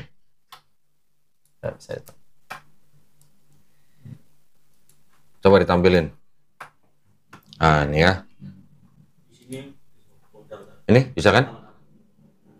Ibrani. Nih, Ibrani nih. Nih, baca. Ia menganggap penghinaan karena Kristus sebagai kekayaan yang lebih besar daripada semua harta Mesir, sebab pandangannya ia arahkan kepada upah. Ayat ini dianggap sebagai bukti bahwa Musa adalah orang Kristen. Oke? Karena ayat sebelumnya bilang begini, karena ia lebih suka menderita sengsara dengan umat Allah daripada untuk sementara menikmati kesenangan dari dosa. Nah, ianya ini Musa. Sebelumnya lagi, karena iman, maka Musa setelah dewasa menolak disebut anak putri Firaun. Ya, dari 24, 25, 26, ia menganggap penghinaan karena Kristus. Dianggapnya karena begini, Musa ada hubungan dengan Kristus, maka Musa dianggap Kristen. Waduh. Kita baca tafsirannya. Nah, ini bukan saya nafsir loh, ini tafsiran Kristen sendiri loh. Ini siapa nih? Ini tafsiran dari ND. Alkitab Sabda. Yang dimaksudkan dengan ungkapan itu di sini bukan Kristus, melainkan umat Israel. Sebagai kaum yang dikuduskan oleh Allah menjadi miliknya yang istimewa. Nah loh. Jadi makna sebenarnya tuh ya umat Israel. Bangsa Israel. Ya bisa diartikan Musa tuh rela ya untuk bangsa Israel lah. Nah, ya kan? Kaumnya sendiri kan. Jadi kalau dikatakan Musa orang Kristen kan lucu berdasarkan ayat itu. Tafsirnya aja yang dimaksudkan di sini adalah umat Israel, bukan Kristus. Itu ada tulisannya kan? Yang dimaksudkan dengan ungkapan itu di sini bukan Kristus, melainkan umat Israel. Oke? Jadi kalau tadi Islam, kalau ditarik mundur secara akidah, Islam sudah ada semenjak Nabi Adam alaihissalam.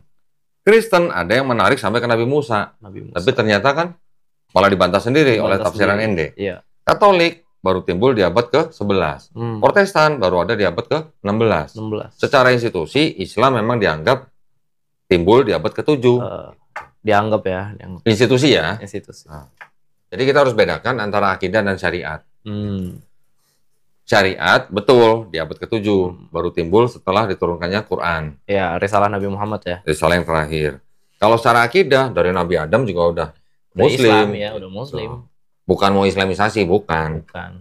Karena kita punya akidah, semua nabi-nabi hanya menyembah kepada satu Tuhan. Sang Pencipta. Iya. Tidak ada 3 pribadi dan segala macam. Yahudi bagaimana Yahudi? Yahudi sebenarnya juga boleh dikatakan kalau secara tradisi itu mungkin dianggap sebagai 1000 tahun atau 1 milenium sebelum tahun Masehi sudah ada dianggapnya secara tradisi. Tetapi secara institusi ya sebenarnya hampir berbarengan dengan Kristen. Ketika Yahudi itu ada pecah, yang satu menjadi rabbinik Yudaisme, yang satu menjadi Kristen. Perpecahan ini kan timbul kira-kira boleh dikatakan setelah diruntuhkannya Bait Suci yang kedua lah gitu. Oleh itu kaum Yahudi yang menjadi rabbinik Kristen itu pindah ke Yavne. Mana tuh? Yavne ya di sekitar situ lah, kota Yavne. Yang Kristen ya akhirnya secara perlahan menjadi partner daripada bangsa Romawi. Ya. Oke. Ada lagi? Oke, jadi kesimpulannya sih sebenarnya gimana kok? Pertama, siapa yang disebut antikristos? Berarti yang penting bukan Islam. Yang penting bukan Islam. Karena kita sudah menyatakan pendirian kita di sini bahwa iman kita ya kita harus beriman kepada Yesus atau Isa itu adalah Kristus atau Mesias atau Al-Masih yang merupakan Nabi Allah, Nabi manusia kita. Gitu. Rasulullah, maksud manusia. Karena Kristus tidak sama dengan Theos. Maka kalau orang Kristen menganggap Yesus sebagai Theos, maka sama juga dengan Kristen adalah antikristos. Nah, bisa dibilang seperti itu. Karena tidak sesuai dengan karena tadi yang di 1 Yohanes 4 ayat 1 kan Yesus hanya sebagai manusia. Berasal dari Allah. Oke, kita juga semua berasal dari Allah. Tapi Yesus sebagai manusia, bukan sebagai manusia dan Allah loh. Yang menjadikan Yesus sepenuhnya manusia dan Allah kan itu adalah pernyataan iman di Konsili Kalsedon tahun 451. Gitu. Yang konsepnya mirip dengan Hercules gitu. Punya bapak dewa tertinggi, Herculesnya setengah manusia setengah dewa. Mulai lagi nih. Kok mulai? Loh, memang ada yang mengatakan begitu. Orang Yahudi juga berani ngomong bahwa Kristen itu adalah hasil daripada paganisme Romawi dan Helenisme Yunani kuno. Lah yang ngomong Helenisme bukan gua. Ini yang ngomong. Apa tuh? Bible yang ngomong. Bible Nabre. Ya ini apa? Sebelum Nabre ini. Yang ngomong Helenistik kan bukan gua nih. John 1:1. Kenapa nih Helenistik? Oh iya. Hellenistic philosophy. John 1:1. Iya.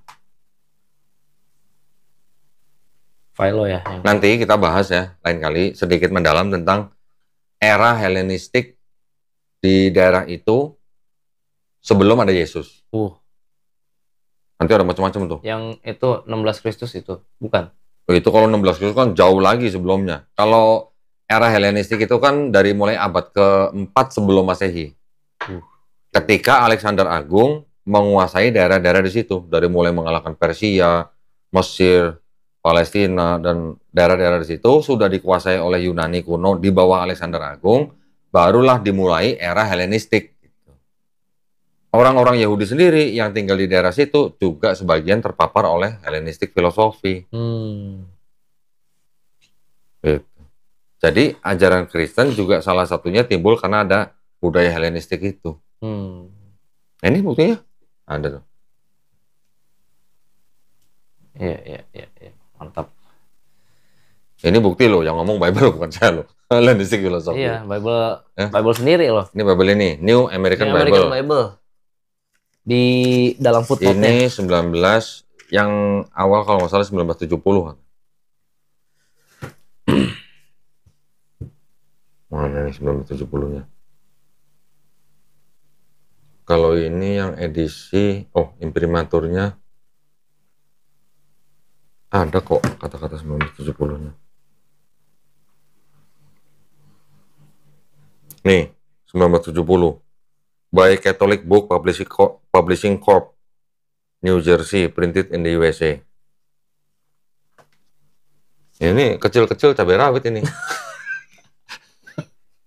Bahaya itu. Loh, jujur dong. Selalu jujur itu. Jujur dong. Nggak boleh sebenarnya.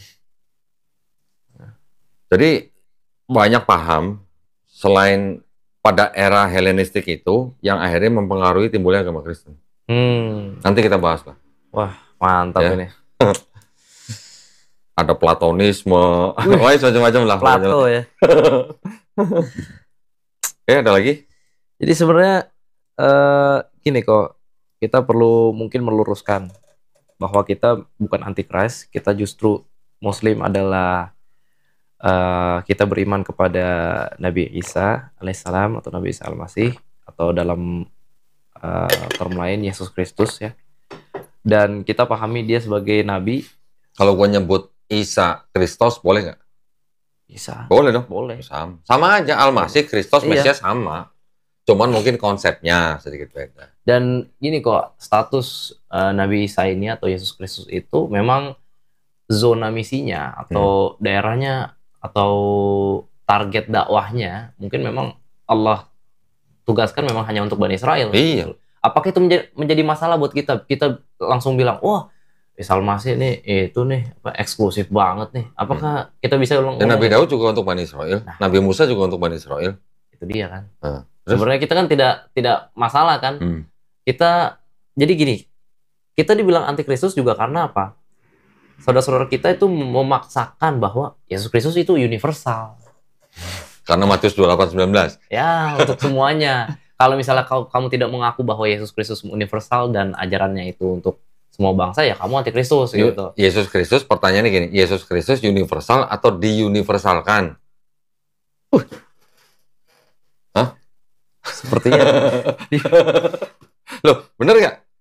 Coba, Yesus universal atau diuniversalkan? Ya kalau menurut saya sih ya diuniversalkan. Iya. Oleh siapa? Oleh Romawi. Betul. Iya dong. Iya. Karena sudah jelas dalam ajaran Islam, dalam Quran memang Nabi Isa memang hamba Allah diutus hanya untuk Bani Israel. Di Bible juga begitu. Sebenarnya. Iya dong. Iya. Ya. Halo. Sebenarnya sudah jelas. Kan resikonya atau bebannya ada di Kristen. Ada ayat yang mengatakan bahwa aku diutus hanya untuk domba-domba yang hilang dari Bani Israel atau bangsa Israel. Iya. Ada ayat yang mengatakan, kata Yesus kepada murid-muridnya, janganlah kamu menyimpang ke negeri lain atau ke kota Samaria. Iya.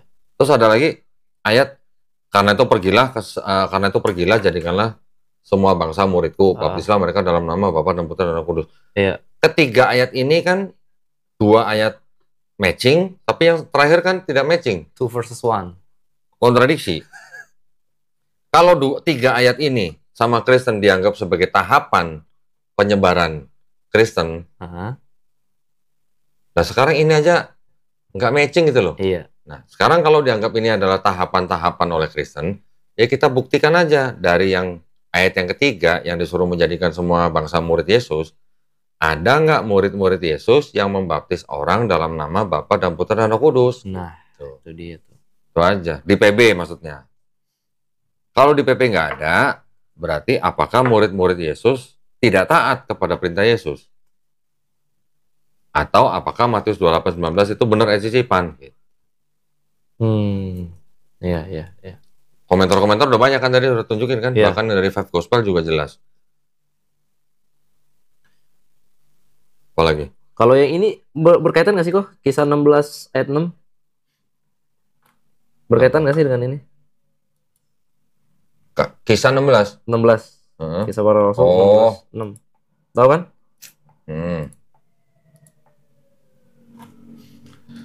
Kalau udah mulai kisah, ya, dan seterusnya, ini kan sudah bukan dianggap sebagai perkataan Yesus. Ya kan? Oke lah, kalau kisah para rasul dianggap tulisan Lukas, tradisinya gitu ya. Iya. Walaupun ada yang bilang bahwa pendapat bahwa Lukas itu adalah orang Kristen dari Syria apa mana gitu, saya lupa lah. Setelah Kisah kan baru tulisan-tulisan Paulus. Ya. Nah, kalau ini sudah bukan dianggap sebagai perkataan Yesus, apakah matching dengan pesan yang dibawa oleh Yesus? Gitu aja. Sedangkan penulis Kisah Para Rasul nggak pernah ketemu sama Yesus. Betul? Ya. Nah. Apakah Paulus pernah ketemu Yesus langsung? Oh, mungkin pernah, karena melihat cahaya, mendengar suara. Dan kenapa kau menganiaya aku? Iya, Saul gitu. Iya. Kita sebentar lagi sahur gitu.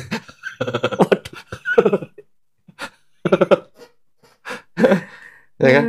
Nah, jadi gini lah. Di dalam kita memandang Perjanjian Baru, ya kita harus jujur lah. Mana yang dianggap perkataan Paulus, mana yang dianggap perkataan Yesus, dan apakah keduanya matching gitu aja. Ya. Sejalan apa enggak gitu. Kalau memang ada bukti atau catatan kaki dari pihak kekristenan sendiri yang mengatakan bahwa ayat itu tidak otentik atau tidak asli, ya jangan maksa dong berarti. Atau dengan kata lain begini, berarti pada saat itu ketika orang menyisipkan ayat-ayat tertentu untuk mendukung dogma dan doktrin mereka, berarti kan ada pemaksaan di situ. Ada pemaksaan teologis dan doktrin. Tapi gini kok, ada kan beberapa ayat di PB, khususnya di Gospel Matius nih, yang Kodoni pasti tahu lah. Di Matius 2, 5 ayat 6 yang tentang itu, yang Bethlehem itu. Kota roti. Ya, suku-suku terkecil itu. Wah. Kan itu kan sering mereka jadikan andalan sebenarnya. Mika 5 ayat 2. Iya, yang ini ya kan. Tapi kan mereka justru di ayatnya terlihat kok. Sebab daripadamu akan muncul seorang pemimpin yang akan menggembalakan umatku Israel, gitu. Ya kan, di lain sisi mereka mau bersikeras bahwa ayat ini kan memang untuk Yesus ya, sesuai dengan yang di Mika itu kan. Kan udah jelas juga di sini tulisannya cuma menggembalakan umatku Israel. Tapi di sisi lain juga mereka bersikeras bahwa Yesus tuh universal. Ya kan udah bertentangan lagi sama itu. Nah, padahal ayat itu sebenarnya kalau dilihat dari Mika 5 ayat 2, Mika 5 ayat 2 itu juga sebenarnya bukan untuk Yesus. Nah, itu dia. Sekarang, itu adalah untuk Ruth, keponakannya Naomi. Ruth itu kan bukan bangsa Israel, tapi dia menikah dengan anaknya Naomi. Setelah suaminya meninggal, Naomi nanya sama Ruth, lu mau pulang ke kampung lu atau mau ikut gua gitu. Si menantunya ini, Ruth ini tetap mau ikut Naomi. Dia yang disebut sebagai suku yang terkecil gitu. Ya. Nah, terus apa hubungannya sama Yesus lahir di Bethlehem gitu? Gak ada hubungannya. Iya, tapi kan ujung-ujungnya saudara-saudara kita tetap bersikeras bahwa ini ayat untuk Yesus. Tuh, yang sudah dinubuatkan dari Mika 5 ayat 2. Tapi ternyata ditulisnya memang menggembalakan umatku Israel. Tapi terus nanti di lain sisi, Yesus universal. Jadi yang benar yang mana? Yaitu jalan apa ya? Apa namanya istilahnya? Ngeles atau apa? Bukan ngeles sih namanya. Jalan keluarnya Kristen, karena ada ayat-ayat yang kontradiksi Yesus diutus hanya untuk Bani Israel dan juga untuk bangsa lain. Jalan tengahnya menurut Kristen adalah tahapan-tahapan gitu. Tahapan sementara gitu. Tahapan sementara ya? Berarti nggak selamanya ya? Begitu ya? Iya, nggak selamanya diutus hanya untuk Bani Israel maksudnya. Terus di Lukas Jadi sebenarnya klaimnya Kristen Yesus ya untuk universal. Di Lukas 1 ayat 33 kan tertulis, dan ia akan menjadi raja atas kaum keturunan Yakub sampai selama-lamanya, dan kerajaannya tidak akan berkesudahan. Udah jelas untuk Yakub, gitu ya. Untuk Yakub selama-lamanya. Israel juga. Kan Yakub Israel. Iya. Jadi di lain sisi mereka bersikeras ketika membahas Mika ini, mereka bersikeras ternyata digenapi di Matius ini. Dan di Matius itu mengatakan bahwa Yesus untuk bangsa Israel. Di sisi lain juga mereka menganggap bahwa Yesus universal. Tapi kan kalau mau dilihat yang paling menyedihkan itu kan amanat agung, yang dianggap sebagai amanat agung itu ternyata ayat sisipan. Oh iya sih. Kan istilahnya kejeblos gitu loh di situ. Iya. Oke, yang pertama Bani Israel, diutus hanya untuk bangsa Israel. Yang kedua tahapan sementara gitu. Murid-murid Yesus mulai mengawali penginjilan. Giliran untuk di seluruh dunianya kejeblos karena itu ayat sisipan. Gimana dong?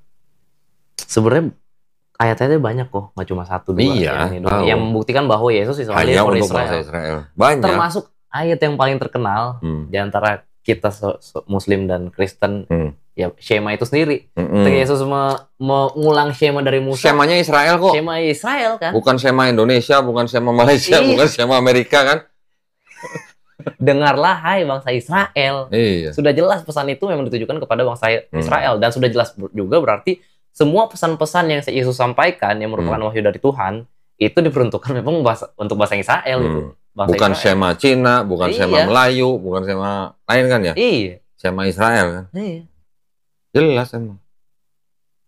Itu lagi nanti tahapan. Tapi kok dalil-dalilnya justru lebih banyak yang menguatkan bahwa Jesus is only for Israel dibanding Yesus juga untuk universal ya? Iya, sekarang gini lah. Sekarang gini ya, kita lihat secara luas dikit lah. Iya. Ketika agama Kristen sudah menjadi agama resminya bangsa Romawi, kan pada saat itu pasti mereka juga ingin menyebarkan tempat lain. Iya. Nah, caranya bagaimana? Iya. Ya, caranya dengan menyisipkan ayat Matius 28:19. Oh, ini ada ayat-ayat yang hanya untuk bangsa Israel nih. Gimana caranya supaya kita dianggap diperintah untuk mengabarkan Injil ke seluruh dunia gitu. Ya dengan Matius 28:19 itu yang disebut sebagai amanat agung. Dan juga gini kok. Untung yang ngomong itu ayat sisipan bukan kita. Ya kan, Katolik ensiklopedia yang ngomong. Tapi Katolik nggak pernah ada. Kata siapa? Kata Hendritan. Katolik nggak pernah ada. Kata Hendritan. Kalau Katolik nggak pernah ada, terus yang Great Schism tahun 1054 itu apa? Ortodok dan Latin gitu. Aduh, Masya Allah. Pak Hendritan. Hati-hati lo, ntar suruh buang lo. Semua dibuang. Aduh, kacau. Tapi gini kok Doni tahu kan, ya terlepas dari kebenaran atau enggaknya ya, yang di atas salib Yesus itu kan ada tulisan INRI kan.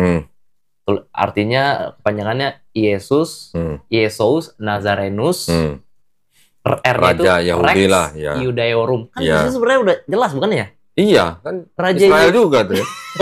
Raja orang Yudea kan, bukan raja orang Cina ya kan? Iya. Orang Indonesia. Bener. Jelas, bukan raja orang Melayu ya? Bukan raja orang Melayu. Jadi memang hanya untuk Israel only sebenarnya. Udah gitu yang disalib kan bukan Yesus. Waduh. Menurut Islam. Oh, menurut Islam. Aduh. Terus gini kok, kalaupun akhirnya, ya oke lah kita pur. Yesus adalah untuk semua bangsa, universal. Di Matius 19:28 nih, kan dikatakan, dia akan duduk juga di atas 12 tahta untuk menghakimi ke-12 suku Israel. Ya berarti kan balik lagi khusus untuk bangsa Israel lagi. Terus untuk apa Yesus adalah seorang sosok yang universal jika pada akhirnya dia hanya menghakimi ke-12 bangsa suku Israel? Nah itu. Untuk apa? Ya itu makanya balik lagi kan. Memperjelas lagi tuh bahwa Matius 28:19 bukan otentik. Yang gue temukan justru dalil-dalil yang menguatkan bahwa Jesus is for Israel only dibanding Jesus universal gitu loh. Iya. Jadi kita harus ngambil yang mana nih? Ngambil yang dalil-dalil bahwa Yesus. Nanti ada pendeta bilang, ya udah kalau gitu lu aja bikin Bible gitu kan. Ada yang pendeta bilang gitu sama gua. Bisa ya, dia kasih otoritas ke Muslim ya untuk bikin Bible. Ya karena udah gak bisa jawab. Gitu. Jadi lu aja sendiri yang nulis gitu katanya. Itulah ya Muslim tuh Masya Allah ya. Bahkan kita pun saking rahmatan lil alaminnya, kita diamanahkan untuk memegang otoritas pemegang untuk buat Bible gitu. Saking nggak bisa jawab. Yang satu bilang buang, yang satu bilang ya udah kan dia aja nulis gitu. Gimana? Acau. Oke. Ya. Apa lagi? Jadi ya sebenarnya simpulannya jelas ya, kita dalam Islam itu mengimani Yesus Kristus, Isa Al-Masih sebagai Nabi Allah yang memang diutus hanya untuk bangsa Israel, Bani Israel, dengan Injilnya, ya Tuhan mengamanahkan kepada Yesus atau kepada Isa, Injilnya untuk disebarkan kepada bangsa Israel. Dengan Injil yang satu ya? Dengan Injil yang satu. Bukan Injil yang 4 ya? Injil yang 4 bukan. Apalagi 5, 6. Oh, apalagi 5, 6. Bukan. Ya, Injil yang benar-benar valid dari Allah. Dan maksudnya Injil according to Jesus ya? According to Jesus. Dan ya posisi Yesus ya hanya sebagai nabi, tidak lebih rendah daripada nabi, tidak juga lebih tinggi daripada nabi atau rasul gitu. Jadi proporsional. Gitu dalam Islam. Iya. Ya itu sih yang paling inti sebenarnya itu kita mengabarkan posisi Yesus yang sebenarnya. Dan kita nggak mau lah ya punya Tuhan yang rasis gitu ya? Ya enggak, tentu. Jangan rasis, maksudnya kasihan gitu ras yang lain gitu. Kalau Tuhan mengambil bentuk ras tertentu, kasihan ras yang lain gitu. Iya. Ya. Kalau misalnya Nabi adalah seorang ras tertentu nggak apa-apa. Untuk bangsa tertentu. Untuk bangsa tertentu nggak apa-apa. Nabi adalah seorang manusia yang mempunyai ras, itu it's okay, nggak apa-apa. Nabi Muhammad seorang Arab, ya kan. Ya kalau Tuhan ras tertentu kan kasihan ras yang lain gitu. Iya. Kasihan lu maksudnya gitu. Kasihan gue juga gitu. Iya. Gue kan juga pengen punya Tuhan ras Cina gitu. Untung Tuhan gue nggak rasis ya. Ya alhamdulillah Tuhan kita menciptakan kita semua bersuku-suku ya, berbangsa-bangsa. Untuk saling mengenal. Untuk saling mengenal. Ya bukan untuk membuat suatu suku atau suatu ras lebih superior dibanding yang lain. Justru kita saling bahu-membahu. Kalau di dalam Islam kan kita gini. Kan kita nggak bisa milih. Gua mulai dari mau jadi orang Cina, lu nggak bisa milih mau jadi orang Batak. Betul. Mau jadi orang Yahudi juga nggak bisa milih kan? Nggak bisa milih. Kalau nggak bisa milih menjadi orang ras tertentu, ya jangan menganggap ras yang akhirnya kita menjadi ras itu lebih tinggi dari yang lain. Nah gitu, iya. Maksudnya. Karena memang dalam Islam itu sebenarnya adalah bukan masalah, mentang-mentang kita misalnya jadi Arab, kita jadi lebih superior. Bukan. Islam itu mengatur bagaimana kita bersikap. Misalnya saya sebagai seorang yang miskin misalnya. Islam mengatur bagaimana saya bersikap. Apakah syukur saya ditambah, ya kan? Ikhtiar saya ditambah. Nah, demikian juga menjadi orang kaya misalnya. Bagaimana syukurnya juga ditambah, terus kejujurannya ditambah, sedekahnya ditambah. Islam itu mengatur itu. Dan bagaimana ketika saya menjadi seorang Batak misalnya. Islam itu mengatur, oh ya udah, sebagai seorang yang mempunyai suku bangsa tertentu, kita harus saling toleransi misalnya. Kan jelas lagi, lebih jelas lagi di Islam apa?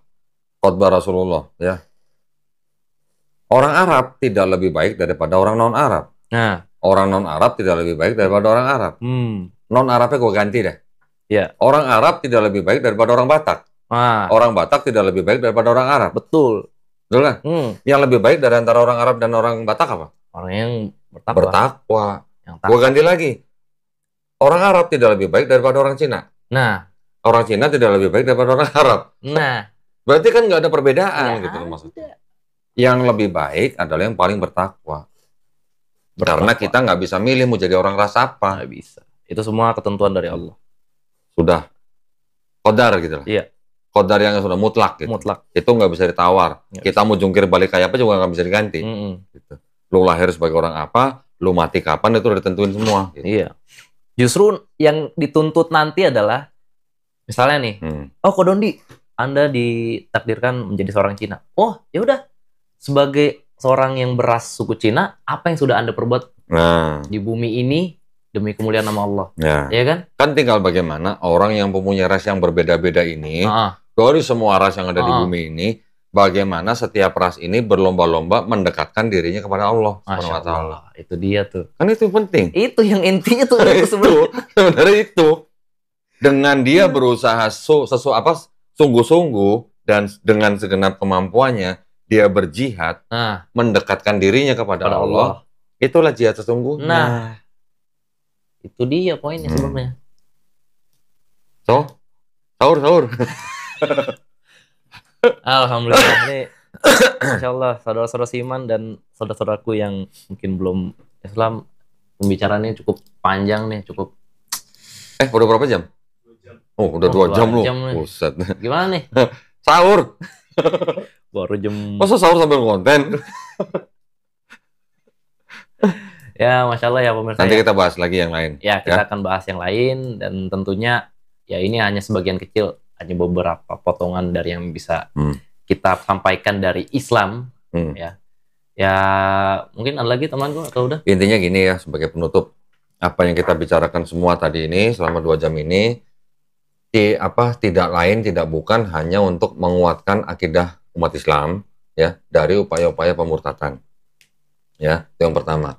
Yang kedua, kita membahas ini juga tidak dalam rangka kita mengolok-olok sesembahan orang lain. Yang kita bicarakan ini adalah semua yang sudah tertulis di dalam Bible. Iya. Ya.